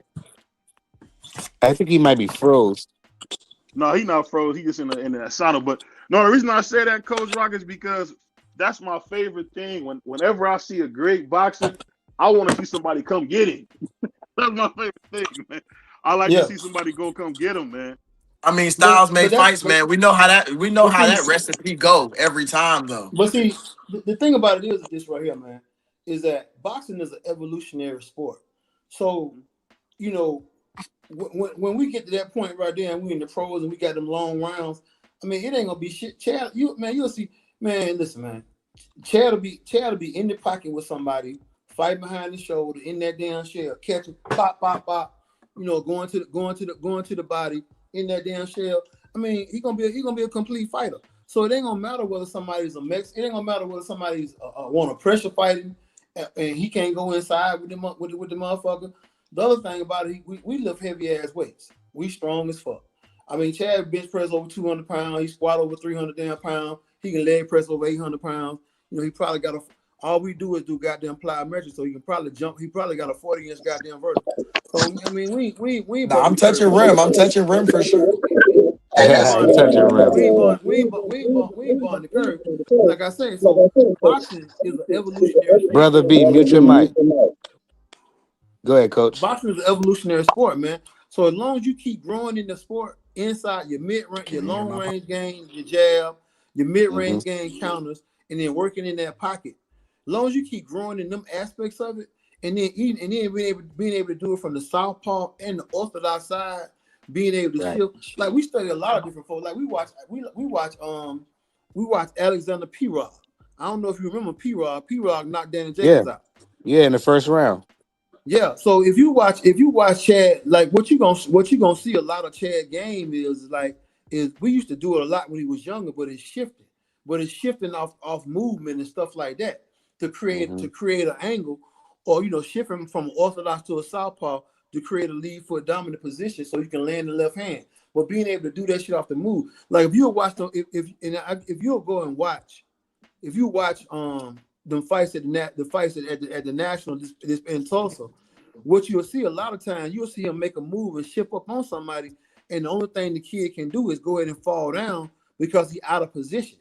Because Chad done shifted up on him so quick, he's either finna get hit or he finna go to the ground and fall. So but being able to have you seen? Let me ask you this, coach. Have you seen Oscar De La Hoya versus Pernell Whitaker? Yeah, man, we love that fight. And you know the thing I'm saying is, and people don't give Oscar his credit. He's probably the only Mexican to beat one of them slick black fighters at their best. I'm telling you that. I ain't gonna say Pernell. Now, one thing I can tell you is, Pernell was in the '84 Olympics. That fight took place in about 98, 2000 or something like that. Yeah, 2000. Was it that late? Yeah. It was back in the day though. So I ain't gonna say Sweet Pea was, Sweet Pea was still. I mean, no, don't do that. No, don't do that. No, don't do that, coach. Don't do that. Don't do that. Sweet Pea was at his best, man. Stop it, man. Don't do that, man.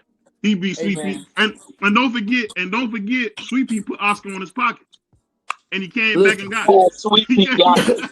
Sweet Pea got it. I'm gonna be honest with you. Cut it out, man. The only person I saw Sweet Pea really lose to was Felix Trinidad. And he kept getting hit with that left hook, and he'll be on the ground like, damn, how you catch me? But but we watch Pernell Whitaker because one of the reasons that we switch back and forth is when I watched Pernell fight Azuma Nelson, and I watched him fight. God damn, Julio Cesar Chavez. No, he fought. You're right. He fought Azuma Nelson and he fought Chavez. And when I realized, hell, if the greatest Mexican fighter, pressure fighter, one of the greatest Mexican fighter and pressure fighters of all time, if he couldn't cut the ring off on Pernell, can't no damn body cut the ring off on him. So that's one of the things. That's one of the reasons why we wanted to start. We started going southpaw with Chad. We were like 8, 9 years old. Yeah. And by the way, they fought in '97. That was a little hot minute ago. I remember the fight though. Yeah, so he was at his best. He was at his best, man. I can't He keep about doing that. Pernell, he was about 33, 34 then. Yeah, he was at the back end though. He was at the back. Not all of a sudden 33 at the end. You making it seem like he was 25 when he got beat. Pernell got off the sofa and came out there, and they couldn't touch Pernell both times. The man came off the sofa. Nighty came. You hear this chat? Nighty came off the sofa. Man. I love this guy. But the reason that's what he did. And another fight I love is Costa Zoo versus Jab Judah, man. That's one of my favorite fights, man. I'll never forget that fight, man. I hate that Costa Zoo was scared of Floyd, man. That would have been a good fight, man. Hey, that was a good fight. But listen though, did you watch Ricky Hatton versus Costa Zoo? Ricky Hatton melted his ass. Yeah, he did. Costa Zoo couldn't do nothing with Ricky's pressure. Yeah, that's funny, man. He was right in Zoo's face the whole time. Melted. I mean, Ricky Hatton melted. He quit. Made him quit. R.I.P. Ricky Hatton. That was Costa Zoo's last fight, I believe. I don't think he might have fought again. Yeah, let me ask you this one thing before we get back to boxing, because this is very important. We're seeing an uptick and fighters, you know, losing their humanity. And we seen it, you know, with Ricky, unfortunately, and we seen it with Otero Gotti Jr.'s son. What do you think about it, Chad? When you see a lot of guys, you know, and my uncle he played football with the Detroit Lions, and he passed the ALS. When you see the injuries and then you see the mental health thing, what's the biggest thing that still motivates you to want to box? I mean, bro, one thing about me is I actually am a mental health advocate for athletes and things of that nature, bro. Like, and especially in a sport like boxing that's unforgiving, like the way it is, you know what I mean? Like, you really got to be like good in yourself, and especially like alongside the brain injuries, it changes the way you think and view your mind, man. It's really dangerous, you know what I mean? So you just got to make sure that you are strong mentally within yourself, you know what I mean? And that you trust yourself enough. Like, I trust myself enough to know I'm not going to turn on me, you know what I mean? Like, you feel me?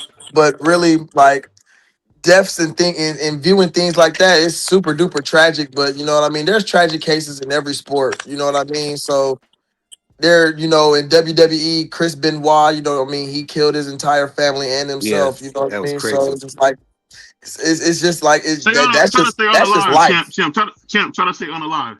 Try to stay unalive. Don't say the K word. Oh, They don't like unalive. that. I'm Yeah, so they don't like sorry. that. I That's all good. apologize. They don't like We that. They good, don't like brother. that word. My You bad, good? my You good? bad. We But just it's just want like everybody to be able to see the video. They don't like that I'm K so word. sorry. Okay. No, it's good. You good to All go. good. But brother Bernard, I know you had something, man. Go ahead, coach. Can you talk yet or you still in the sun? Nah, you hear me? I can hear you. Yep. Yep. Yeah, I just want to definitely say the young man can fight. The young man has a square support system, so they got him on all sides.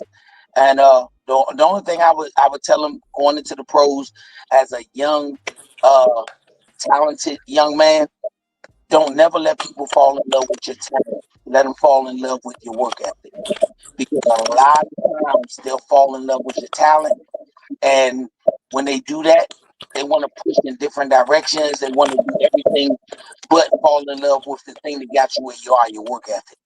And as long as you keep a great work ethic, and as long as you always remember BG, and I say that in the sense of we went through that time when Jalil had to refind himself, you know, and they want to put you in a box. If the box they want to put you in is not the box that you want to put yourself in, don't allow them to put you in a box.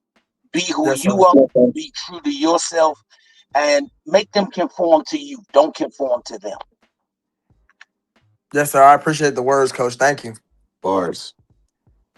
Yeah, that's why we got Coach B up here, man. He come with the wisdom, man. He's actually doing it. So we support him and his son heavy over here. Nah, yeah, I'll man. tell you this. I've been watching Jalil since I was, you know what I mean, young. You know what I mean. I've been supporting the journey for for a long minute now. So you know what I mean. It's an honor to actually get to be able to speak to Coach. Yeah, for real, for real. Yeah. Low key. I'll tell you this, man. Jalil's a dangerous man. So, shout out to him, man. Yeah. Shout out to Jalil. Hopefully we He a can get him in there dog, with man. He a Xander. dog, man. Putting it on him. Hopefully we can get him in there with Xander, champ. That's what we want. Yeah, that's what we want to see. I like that Xander Zayas fight for Jalil though. I Yeah. really like It's that fight for perfect. Jalil. It's perfect. They're the same. I They're in love the that fight for age. Jalil. Good fight. Let's get it. They need an Man, let opponent me in tell Puerto Rico. They're the only ones that's willing to travel over there. you, Let's get it. let me Nah, tell that's you a great scrap. something. Don't ever be afraid to push for what you want in this sport. If a guy you grew up with in the amateurs and you had any type of rapport with him, if he's at a certain position in the pros and you've done what you needed to do to put yourself in line to fight these guys, you one of them young guns that Jalil been calling since he was an amateur going into the pros. If them dudes are in a position and they don't fight you, you should want to fight them even more, because now they stop being your friend. If your friend is your friend and they know how hard this amateur journey is, and y'all have the ability to fight each other, and they don't want to make the fight, then he's now become your enemy, because he wants to stop you from doing the same thing that he wants to do, and that's creating generational wealth for you and your family. So there is no, I don't fight this guy, he my buddy, so I'll never fight him. If we really friends like that and we both positioned ourselves, then that's the fight I want to see, because we both get to say we did what we came in this sport to do and change our families' lives. And if he don't want to fight you, then you should be hunting him because he's stopping you from changing your family's life. Of course. There's not really anybody in the sport right now that I have that type of relationship with in that way. That's right. We become friends through violence. We don't become friends through anything else. Yeah, we can be cool after. Yeah, like it used to be. We can be cool after, but like really, that's money. That's food. That's food on the table. That's money. Like we don't really play about that at the end of the Get your day. mic, coach. Yeah, go ahead, champ. That's food. That's money at the end of the day. We don't really play about that. So it's just like, you know what I mean? Like we could be like, I feel like if you like somebody like that, like I could talk to, like if I could call your phone, we could have a conversation. We could have that conversation and we could agree to make this money and we could agree to take each other's head off when we see each other in the ring and we could be back straight after it. You know what I mean? How The you fight feel is about that? Like them at clicks. the end of the They day, a clicked fight is a up. fight. It's a fight. You know what I mean? Right. Like I fought my homeboys like in real life. Like, you know what I Right. mean? Like you just spoke to me a certain type of way. It's not like we not cool, but it's just like twin, we finna get it in right quick because you're not finna disrespect me as a man, respectfully. That's it. And we was How back. you feel about that though, champ? Like you got like boxing cliques, like they like teams now. I think it's corny. How you feel about it? I mean, really, it really depends, man. Certain situations are certain situations. I don't want to speak for other people. It's just like those rules just don't apply to me. You know what I mean? So I can't really I'm not finna sit here and tell another man what he's supposed to do because at the end of the day, he has his experiences, through his lens and his eyes. The way he view things is from his perspective. And at the end of the day, life is perspective. But I just know from my perspective, that's just not how I'm moving respectfully. So it's just like, you know what I mean? That's just how I feel about it.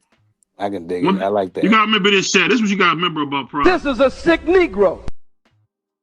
You can't listen to this dude. You can call me what you want. I'm just like it's like buddies and they hugging and I'll get the belt. Who you referring to? Who you referring to? I don't know, man. I don't know. Man, he I don't know talking nothing crazy. about He boxing. talking crazy, man. He talking crazy, man. I don't know. I'll say this, man. I'll say this. That you see Mike Tyson and Riddick both never fight because they were friends. A lot of people don't know that. I don't think it was because of that. No, that's exactly what you watch the David Letterman show, and they said, Michael, why would you ever fight Riddick Bowe? No, they came up together. But I'll say this: so who's your favorite fighter fighting right now, man? Favorite fighter fighting right now? That's a good question. It'd probably be Brian Norman Jr., man. Just because he's the world champ from Atlanta. You feel me? Seeing him in the gym, you know what I mean? Watching the journey from him being an amateur to a pro, you know what I mean? And him being the exact same person from the day I met him to now, man. Like, he be pretending like he's not a celebrity. He's not finna be a super celebrity. Yeah. He still be acting like a normal guy, man. Just a real down-to-earth individual. So, like, my favorite fighter probably is him right now. But other than that, I can definitely point out a Shakur Stevenson, you know what I mean, a technician like that. Terrence Crawford, of course. I watch a lot of Jesse Rodriguez. I like Inoue for his basics and his fundamentals. And I like Usyk for his southpaw lead hand and the way he kind of works his way outside the lead foot and gets what he wants off rhythm and kind of makes you fight when you don't want to fight. So those are like some fighters that I can point to that I can say like those are my favorite right now. Yeah, I rock with Shakur. So when you see, because one thing about Shakur, the way he falls a Peter, he's gonna be rich, man. He's gonna be rich fighting like that. I think if you're a boxer, you gotta fight like that. You gotta be willing to take some. You know, and what the baby said, he almost got knocked out, but he did not. He was just off balance. He didn't get knocked out. He was off and that's balance. the reason why boxers don't even step into that because it's like. Imagine Shakur could have just moved the entire time and it would have been the same amount of easy. It didn't even look like Shakur was even struggling in there when Zepeda was on him. He just took a little bit more punishment because like he was just there to be hit. Right. Turk said if you want that Turk money, you better be rumbling. Yeah, that's all that was about. You can't just do that. You can't because Chad like to get hit. I can tell he don't like getting hit, so you gotta let that go. We want to see you get punched on a little bit and be in the pocket. Man, you gonna see me hit somebody 4 times and he ain't gonna land nothing. I'm gonna be right there, man. I'm just, bro, y'all don't understand. The thing we've been working on, like, yes, I use my feet, but bro, I'm really a ghost. It really don't matter what part of the ring I'm in. Even if I'm in the corner, we is toe to toe. You're not gonna touch me, man. My upper body movement, like I have such good balance from being able to fight in both stands. It really doesn't matter which way my feet are. I can get low. I've been working on my hip flexors so I can get low up in my stand, so I can dip below. Like, man, I haven't even been able to show the levels, the true levels yet. You know what I mean? Because a fight only 3-minute rounds, you know what I mean? And Yeah. it's one guy, and it's not really that much time to adjust. And we're both trying to like outpoint each other. When things slow down and I'm a professional, I get to really like show off some different technique and things of that nature. Y'all might see me fight one way in round 2, and I might end the fight round 8 in a different way. Like, I just feel like the levels are going to be able to show and come out when it's extended. It's a marathon rather than a sprint. Yeah, I can dig it. Let me ask you this, Coach Rock. Campaign at? Oh, good. Well, weight I plan on campaigning at 126 to 130. Just depending on where my body, you know what I mean, takes me. Yeah, them 5 divisions, y'all. Them 5 divisions. Yes, sir. Yes, sir. Yes, sir. Money I'm trying to set them on fire. Yes, indeed. So let me ask you this, Coach Rock. How did you rate the Shakur versus Zepeda fight? Was Shakur almost got knocked out? What do you think about that? Man, get out of You here. on mute, Pop, by the way. Coach Rock might have froze. There he is. You on He mute. on mute. He might be doing something. Or he Yeah. might not be able to hear us. Yeah, he might not be able to hear us. Or he might be getting somewhere where he can talk. When you think about turning pro? Definitely 2026, man. I want to have my first professional fight at Morehouse. I'm trying to have it at Oh, Morehouse. man. That's Oh, dope. wow. That would be fire. I'm about Man, to make a trip. Yeah, I'm make a definitely trip if you do sliding. that. Yeah, for sure. If truly like the ideal like day, like it would be like during homecoming week. You know what I mean? Everybody come. You feel? Oh That's yeah. gonna be lit, dog. Yeah. That'd be something. So Yeah, what is it like? I hope so. What is it like? What is it like being in Atlanta, man? I know a lot of people talk about about how it's like Wakanda and all that, but what is your favorite part about living in Atlanta now? Nah, yeah, definitely what you just said, bro. Black people, man. I love my people. You know what I mean? My dad made me very conscious of, like, he made me very self-aware of who I was at a very young age.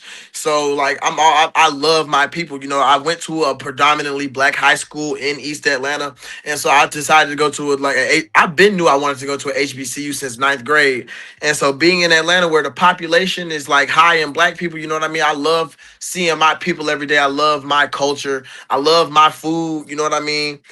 But really, one thing I can say about Atlanta is like, I love the opportunities here. Also, you know what I mean? There's a lot of different. You'll meet a lot of different people in in different walks of life. So I have a guy for everything. Like I have a photographer, I got a video editor, I got people who do clothing brands, I have tattoo artists and things of that nature. And it's just like you can build a real big network out here where you might not need as much money to get things that you want. You feel me? Yeah. That's So what I it's feel like all the about. opportunity Atlanta provides is unlike a lot of cities. So you spoke about the power. What would be a negative that you say about living in Atlanta for you? Oh man, the traffic, man. I hear that all the time. Oh man, the traffic. Is that bad? Yeah, the traffic. Yeah, off the rip, off the muscle. It's them broads for them young dudes. He can cut that traffic stuff out. It's them broads for them young dudes. Yeah. Once he jump into that program and they already know him from school and all that in boxing, oh yeah, it's keeping them broads off of. And I said that he told me I already experienced this. So Some healthy women down in Atlanta. hey, it's different. It's different when you got the shine on you, man. It's different when you got the shine on you. Man, I'm already knowing, man. I'm already knowing. I'm gonna tell you this, Chad. You'll think you put a new face on, dog. Nah, for real. Nah, no. Really, for real though, coach. Because like even after I just came back from this last tournament, it's just like, man, it's been a completely different feeling. Like just interacting with people now, you know what I mean? People approaching me different and things of that nature. And also like I'm winning in other aspects of life, you know what I mean? I'm getting a little bit of social media buzz on TikTok. So it's just like people have been bro, like for the past month, people have been treating me completely different. And I don't mind, you know what I mean? My hard work is paying off. I deserve it. You feel me?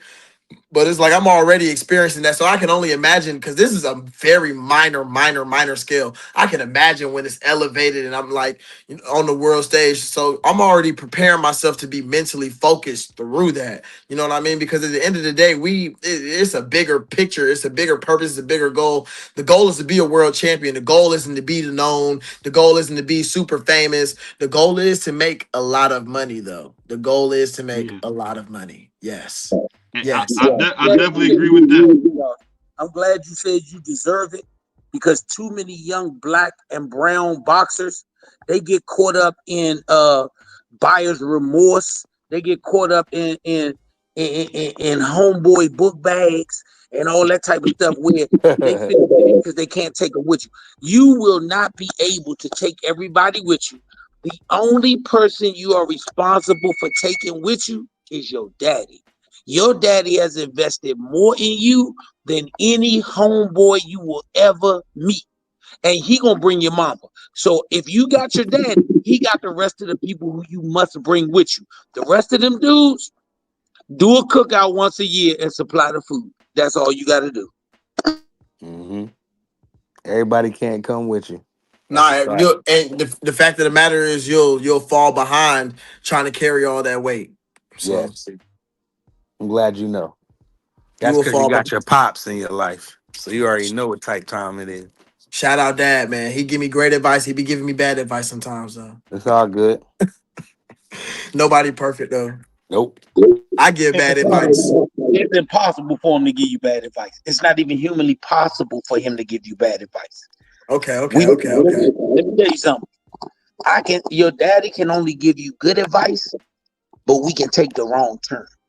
He can never give you bad advice, because in order to get bad advice, that means he made a wrong turn and he intentionally told you to make the same turn he made.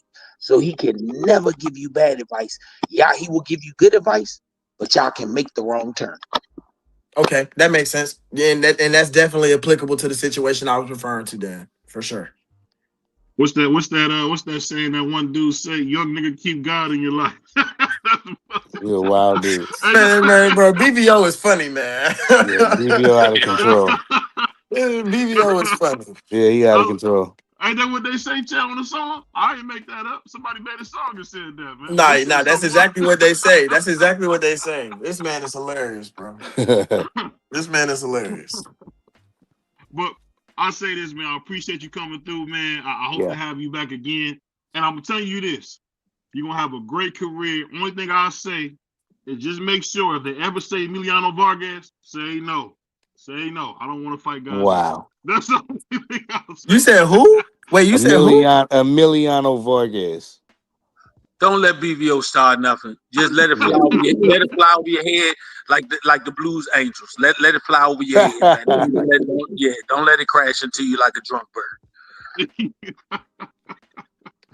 Just stay away from Emiliano Vargas. You're gonna do great, man. Because I know y'all coming up at the same time, and I don't want Godzilla to be there, and then my man Chad gotta fight Godzilla. That's the only thing, man. He be ready for him, man. Man, you better pray for Godzilla, Slime. You gotta pray for Godzilla, man, bro. It doesn't matter who y'all throw in front of me. I'm prepared for anybody, man. I'm prepared for anybody. You took the bait. You took the bait, young man. That's why you got your dad. Any questions that come up that you don't supposed to answer, he gonna grab your shirt and say, "We'll talk about that as a team, and we'll get back to y'all." Because BVO is an instigator, brother. He's an instigator. He's a mean instigator. No.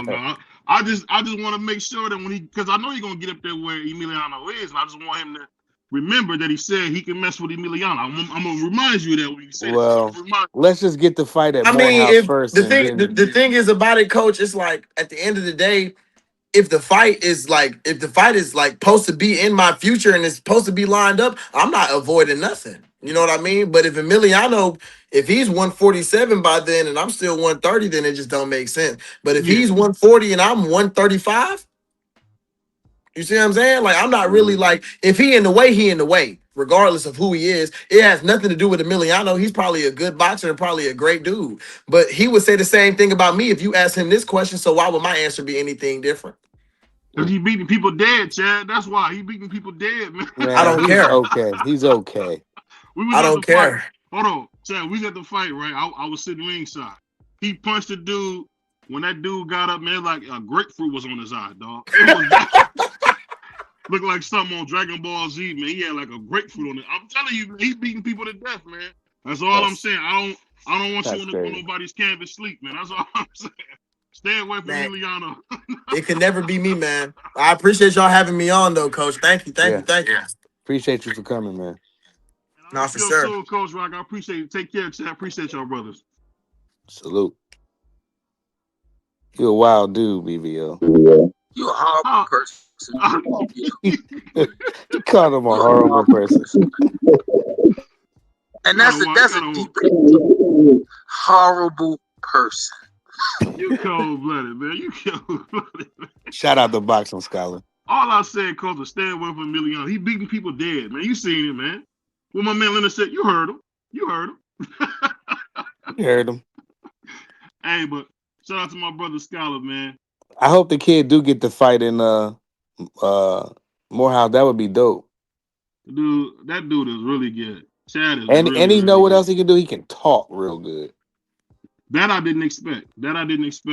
How could you not? You see what school he go to? Yeah, but I'm just saying. I got to give him credit, man. The brother's very well spoken. He's speaking like he gonna get some money. Very well spoken. One thing people don't realize is that dollars bring dignity, and when you already got that dignity like that, they're gonna be going crazy to get his brother money, man. His confidence is through the roof. Talking about that boy BVO. Some of us eat collard greens because we like them, not as a sport. Cut it out, man. Coach out of control. I was just telling Coach, man, we seen. I'm telling you, I seen the dude put a grapefruit on somebody's head, man. Emiliano's no joke. He's no joke. What weight he at? Yeah, 140. Yeah, that kid's an amateur at one. What'd he say? I think he fought at 132. I mean, the kid. Man said gonna campaign as a 26. Cut it out. Yeah, he said a super featherweight, didn't he? He looks big. He looks big, man. He looks big. Man. That man know what he can weigh in and what he can do. Hold on. And he's in Atlanta, dog. All that good food in Atlanta. Come on, dog. Man, that man probably on a strict. He got his daddy with him. Hey, the moment he move out, it's gonna be different. I'll tell you that right now. Man, that young boy ain't moving out no time soon. He probably 26. Say one more time. That young boy ain't moving out no time soon. He'll be 26 years old before he move out his daddy house if he got any common sense. Mm-hmm.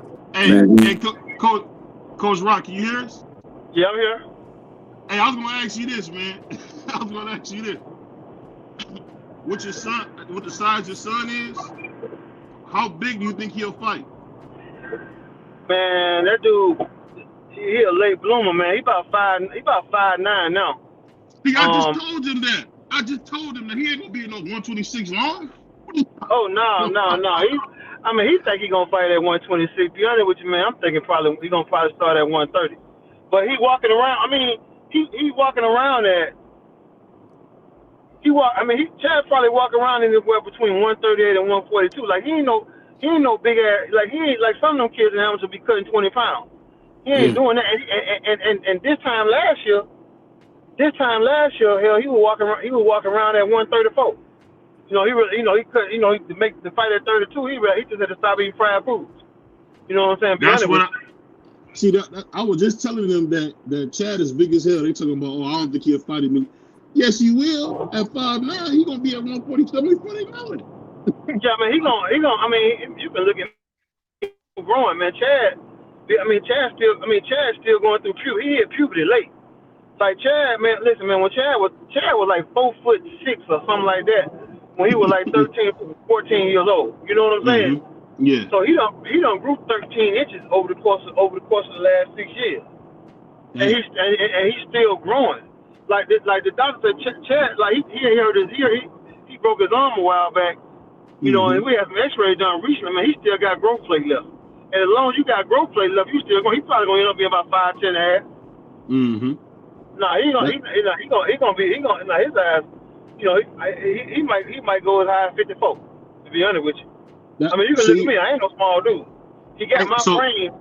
And that's what I'm telling them. I'm looking at you. I'm looking at how tall he is. They talking about Emiliano. No, all I was telling them is stay away from Emiliano. But we got a couple callers up here. I'm my guy Pop, my man Pop. He one of the biggest haters, man. He from North Carolina, man. He got a question for you. Go ahead, Pop. I can't stand you. Oh, well, just how old is your son? I mean, Chad 20. He still got 5 years. Yeah, he's 20. He's 20. He a junior at Morehouse. He got an apartment in downtown Atlanta. You know what I'm saying? He's doing his thing.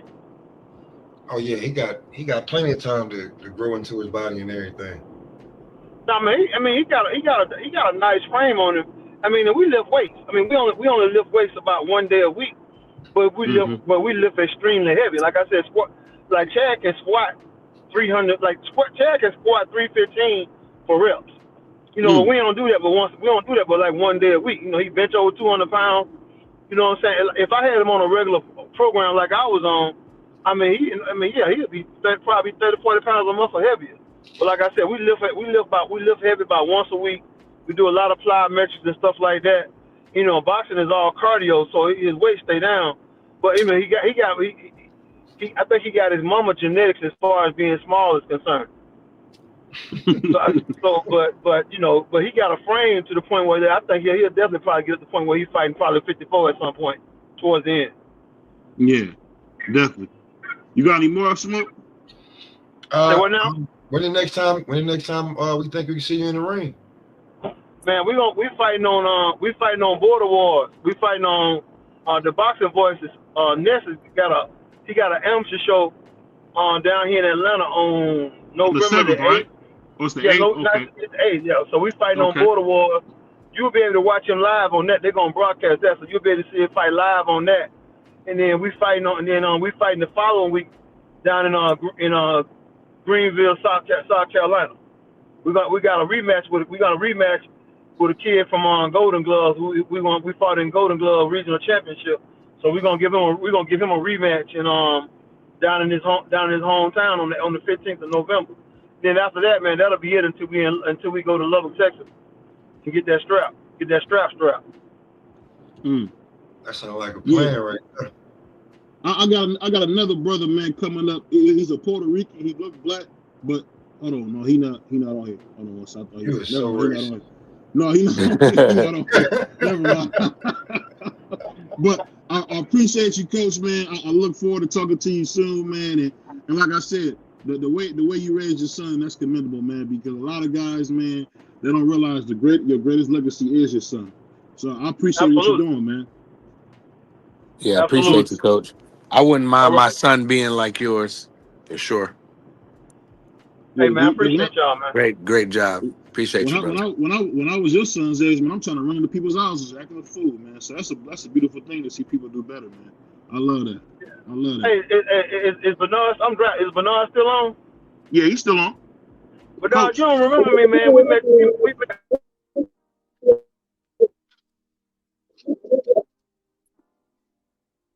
Hold on, Coach. Okay, say it again. I don't think you heard it. Coach had to mute himself. Go ahead again, Coach Rock. Coach Rock, can you hear us? I think he froze up. Yeah, he froze. He might come back. He might buffer out. He driving. Yeah, and he was driving fast too. Yeah. I thought he was driving OJ. He was driving so damn. Yeah.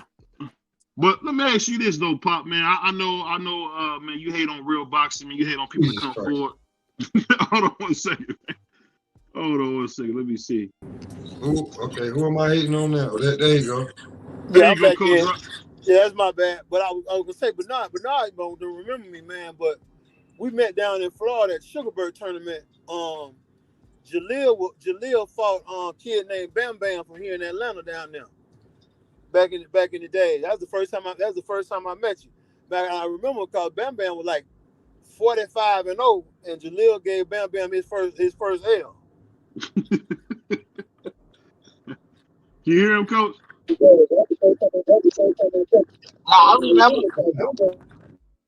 You on mute, Coach B. I Yeah, remember he got his Coach. audio. His I audio remember low. Coach. I remember him vividly. Yeah, man. So yeah, kept on each other for a minute, man. And I'm Nah, I said Coach will be I back with remember that, man. Coach. So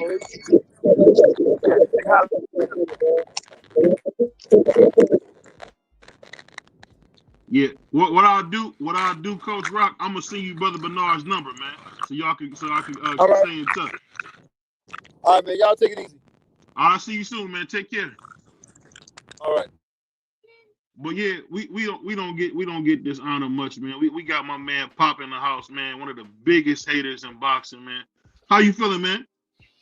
I'm good, man. You know, we heard you talking That's about crazy. Black Jesus Haney, man, and this upcoming fight. So tell us again why you say Black Jesus can't win this fight. I don't know. I don't think he's ready. I ain't gonna say that. I just think he might have bit off more than he can chew. But he should be perfect. You know, he's always been the bigger guy. This is probably the easiest he's made weight in 10 years because he ain't got to cut 30, 35 pounds. Yeah, he should look like how we think Devin Haney say he should look. I don't know if he's in the right place in his life right now to beat Brian Norman Jr.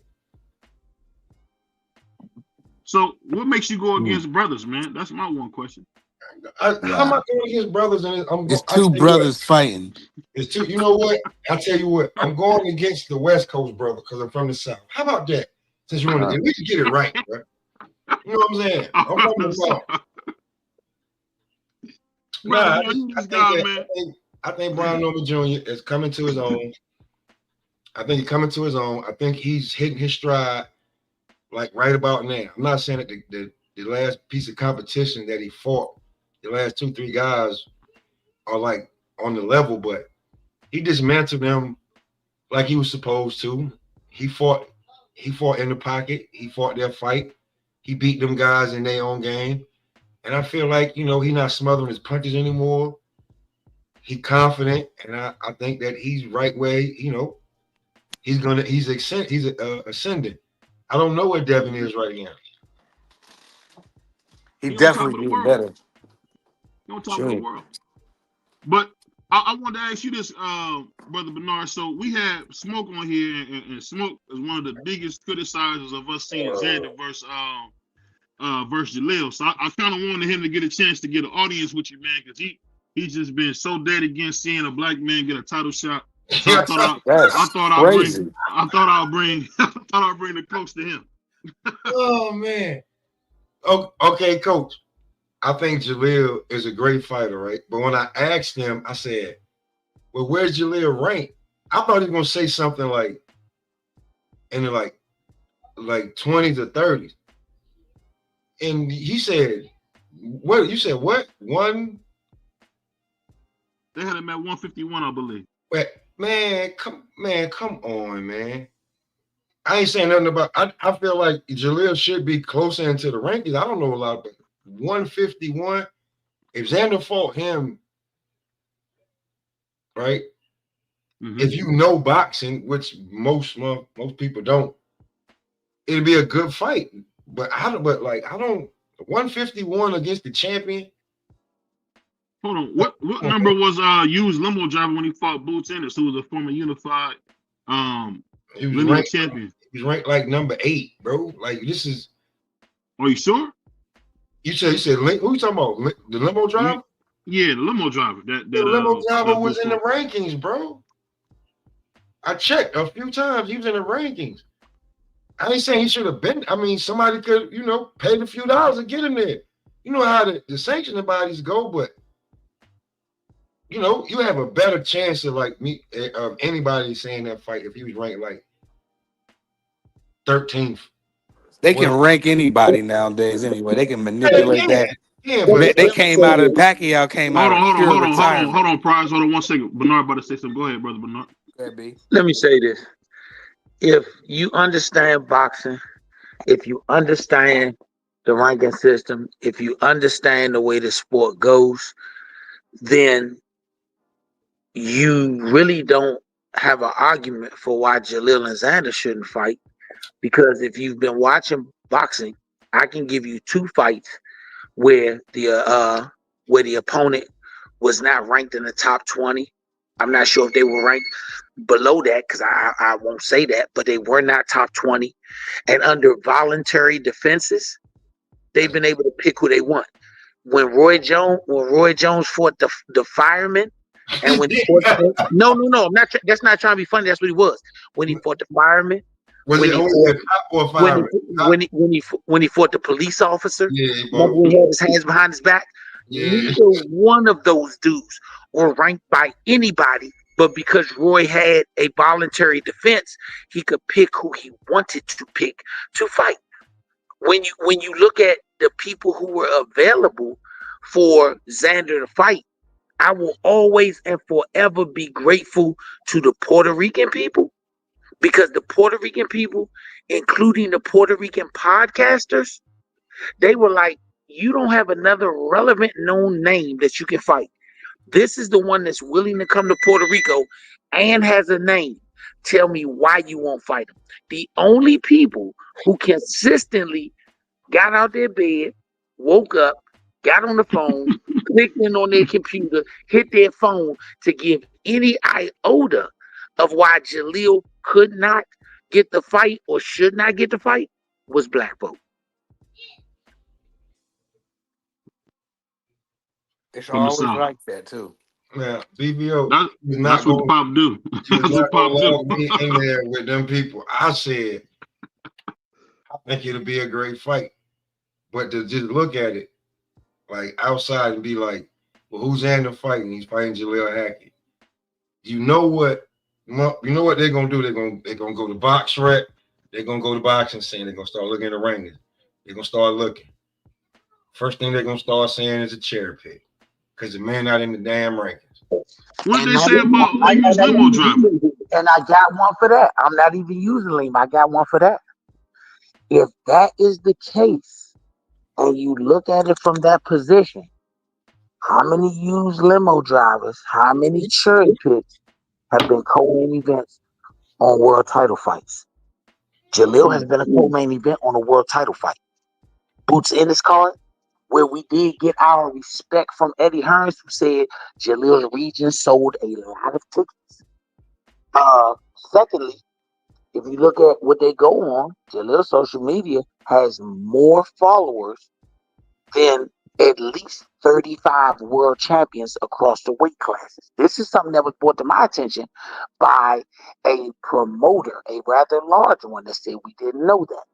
Every time Jaleel has been on a card, other than the Tank Davis cards, which he's been on, I think, 4 of, Jaleel has been attributed with a large ticket sale. So when you say they're going to look at it as a cherry pick, I want to know how, when the only people who even have said the concept of cherry pick is people who look like us. Puerto Rican people have had him on several podcasts. They have made it known when they tried to get Santillan that you cannot bring us the Santillan fight when we have Jaleel Hackett willing to come back and fight Sander. You can't say it's a cherry pick where both of them did everything the exact same in the amateurs. Jaleel fought on USA teams. He fought in Puerto Rico. He fought in Canada. That was his first time. He fought in the amateurs. Beat the 1 and 2. Go on YouTube and watch it. See, so my thing is, I don't get offended by anybody saying what they say.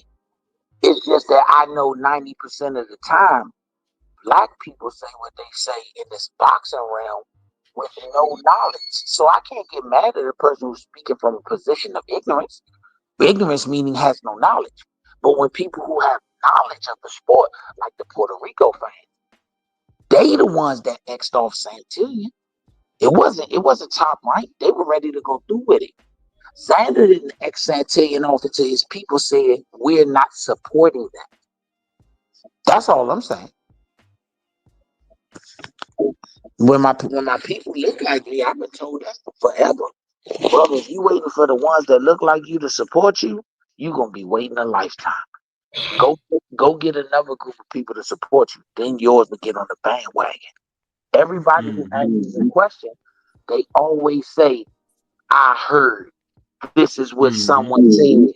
If that's the case, why do y'all get mad when people call you sheep if every time you answer a question, it starts off with what somebody else said?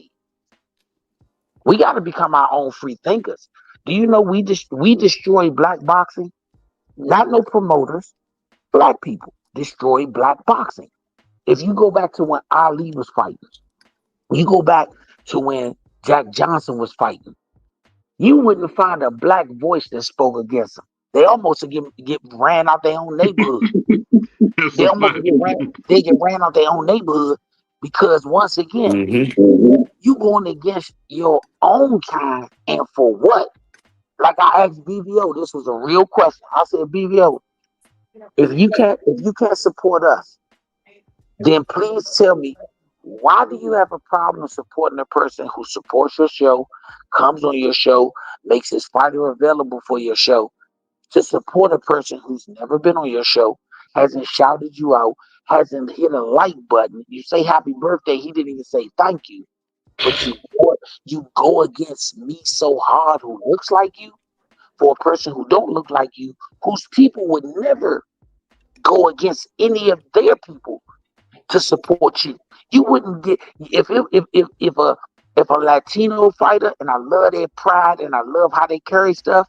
If a Latino fighter had the opportunity to go on a podcast with 150,000 followers, and he had a chance to go on a Latino podcast with 25,000 followers, it's not even a question of which one he's going on. So why is it always a question with us? Well, Coach, let me ask you this. With everything that you just informed me of, are y'all with Eddie? We with us. We've done our responsibilities to everybody we owed it to. And Jaleel is in a unique situation for him where he can do what he wants. If Eddie calls us and offers us fights, which he has, I respect that team in Matchroom, we can take them. If we don't want to take them and somebody else offers us a fight, we can take that. We're in a unique position. We can have how many 22-year-old boxers with the talent that Jaleel has sees free agency at 22? Because that's what I call it, when you ain't got no definitive boss. Yeah, free agency. Y'all we still fighting. We ain't told the world our date, but when the date come out, they be like, "Damn, how these niggas keep getting this?" So let me ask you this, because Jaleel's been around, he's done the same thing. Do you think because aren't any major promoter they don't have them in the rankings? You know they shadow that fight. But once again, the problem with us is we tell all our business. The good problem that they got is they let you see their business where you're supposed to see it.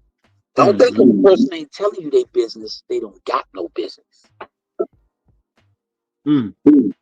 That's the problem with us. We tell everything. But when we don't, you ain't got a Rolls Royce because I ain't seen it. Maybe you don't live in my neighborhood. True. That's the problem we got. I gotta give you your props, brother Bernard, because man, I ain't never seen. Hold on, let me make sure real quick. Hey, I didn't know Pop since I started. Man, that brother tap dance like Gregory Hines tonight. I ain't never seen that, man. I'm gonna have to call. That's crazy. Now I'm tap dancing when I'm talking. That brother ain't tap dancing. That brother is holding an That man intellectual. asked the honorable question, BVO. I'm trying to figure out. See, my whole thing is, I know who Jaleel Hackett is. I'm trying to figure out when you said 150.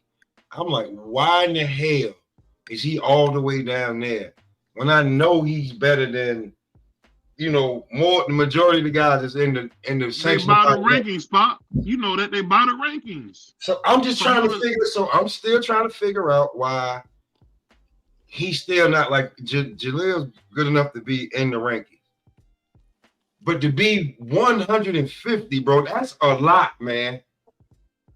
Man, they had Steve Claggett. They moved Steve Claggett from 15 No, he was actually 34. Then they moved him to 15. Then they moved him to top 5. Cool, that's 30 spots.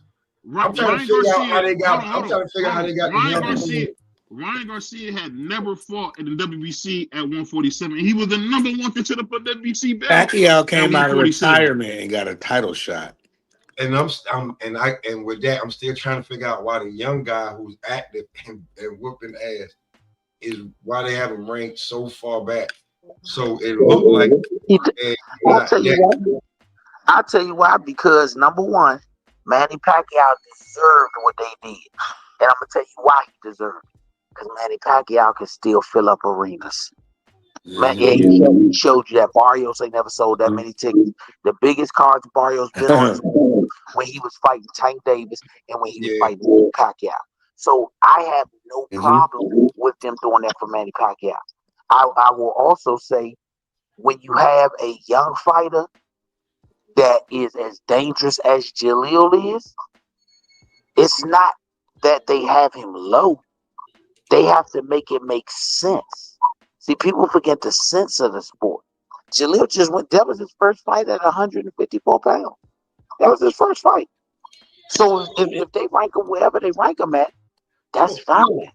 That's fine. You can be like Santillan. Well, Santillan went from face down against Brian Norman to exactly what I said. Top Rank was going to get him in the rankings at 54, try to make the fight between him and Xander. What did they do? 2 days later, they announced he was fighting him. All of a sudden, he was the number 8, 154.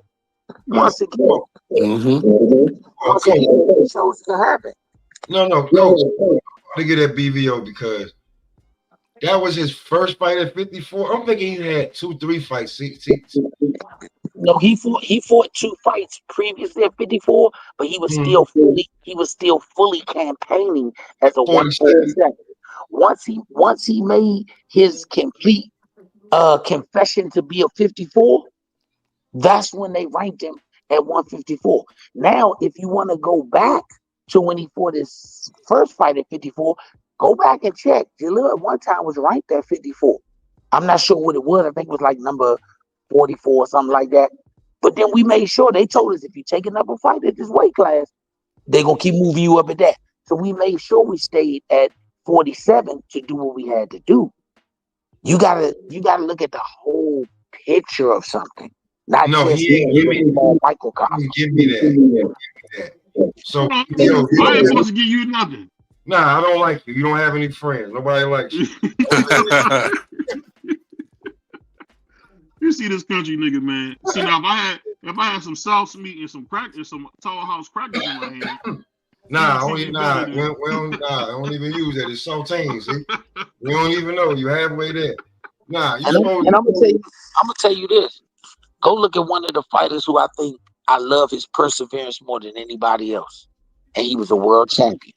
Freddie Pendleton, I want to say, had like 14 losses when he got a chance to fight for a world title, and he won one. And he was a world champion. Check it out. He might have had between 14 and 16 losses. So once again, boxing shows you that if you stay in your lane and if you really can fight, it is going to happen some point to you. Boxing right now, I'm going to be honest with you. I love what Turkey Al-Sheikh doing with boxing.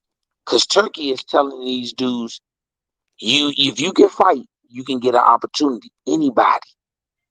Nobody knew Shiraz. I knew who he was. I was at the fight when he fought I can't think of his name. From Puerto Rico, from New York, Puerto Rico. Come on, Coach, don't bring that up, man. Man, look, I was at the fight. I was sitting around a bunch of folks. I said, man, y'all must don't know who Slim is. Man, he about to get the brakes beat off of him. He must have had a replacement set of brake shoes. Because he stopped on a dime, he made a U-turn, and he crashed his car into a Corvette that thought it was a dump truck and destroyed it. Why you bring Berlanga like? No, it's not against Berlanga. It's just that if you're a fan of the sport and you like the sport as a whole, you make yourself knowledgeable about all fighters as much as you can. But what I'm finding is a lot of people don't like you until you hit the superstardom. Then they say I've been following you the whole time.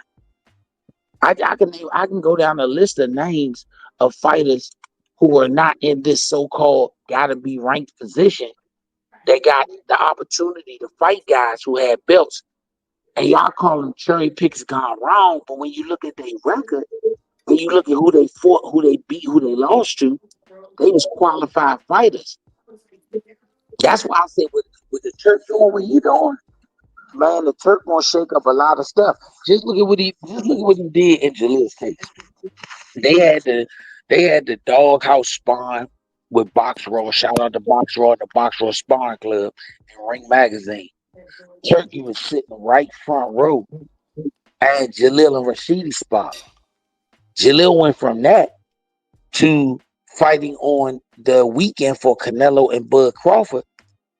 And once again, he's going to fight again before the end of this year. He's going to fight again. And when you think about it, Box Raw, they've been giving Jalil a lot of love with their promos.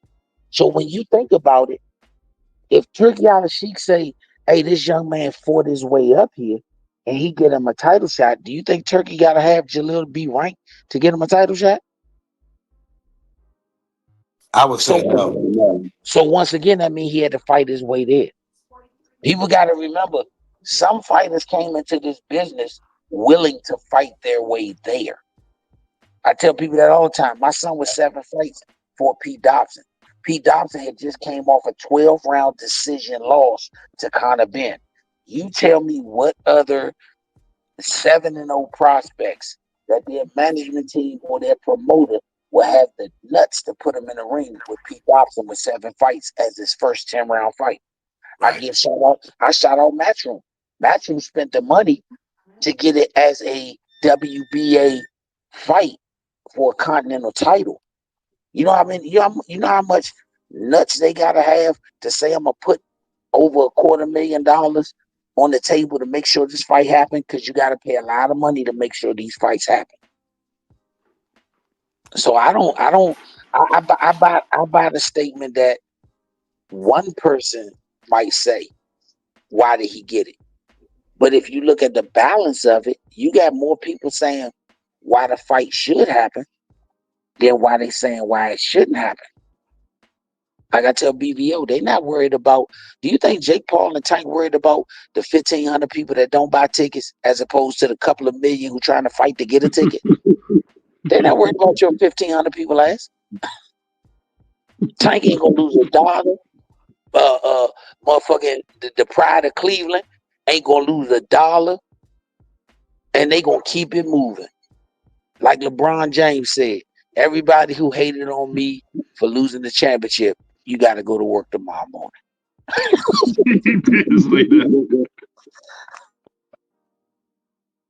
Oh man. Shout out to my man Pop. My man Pop ran up out of here, man. So salute to Pop, man.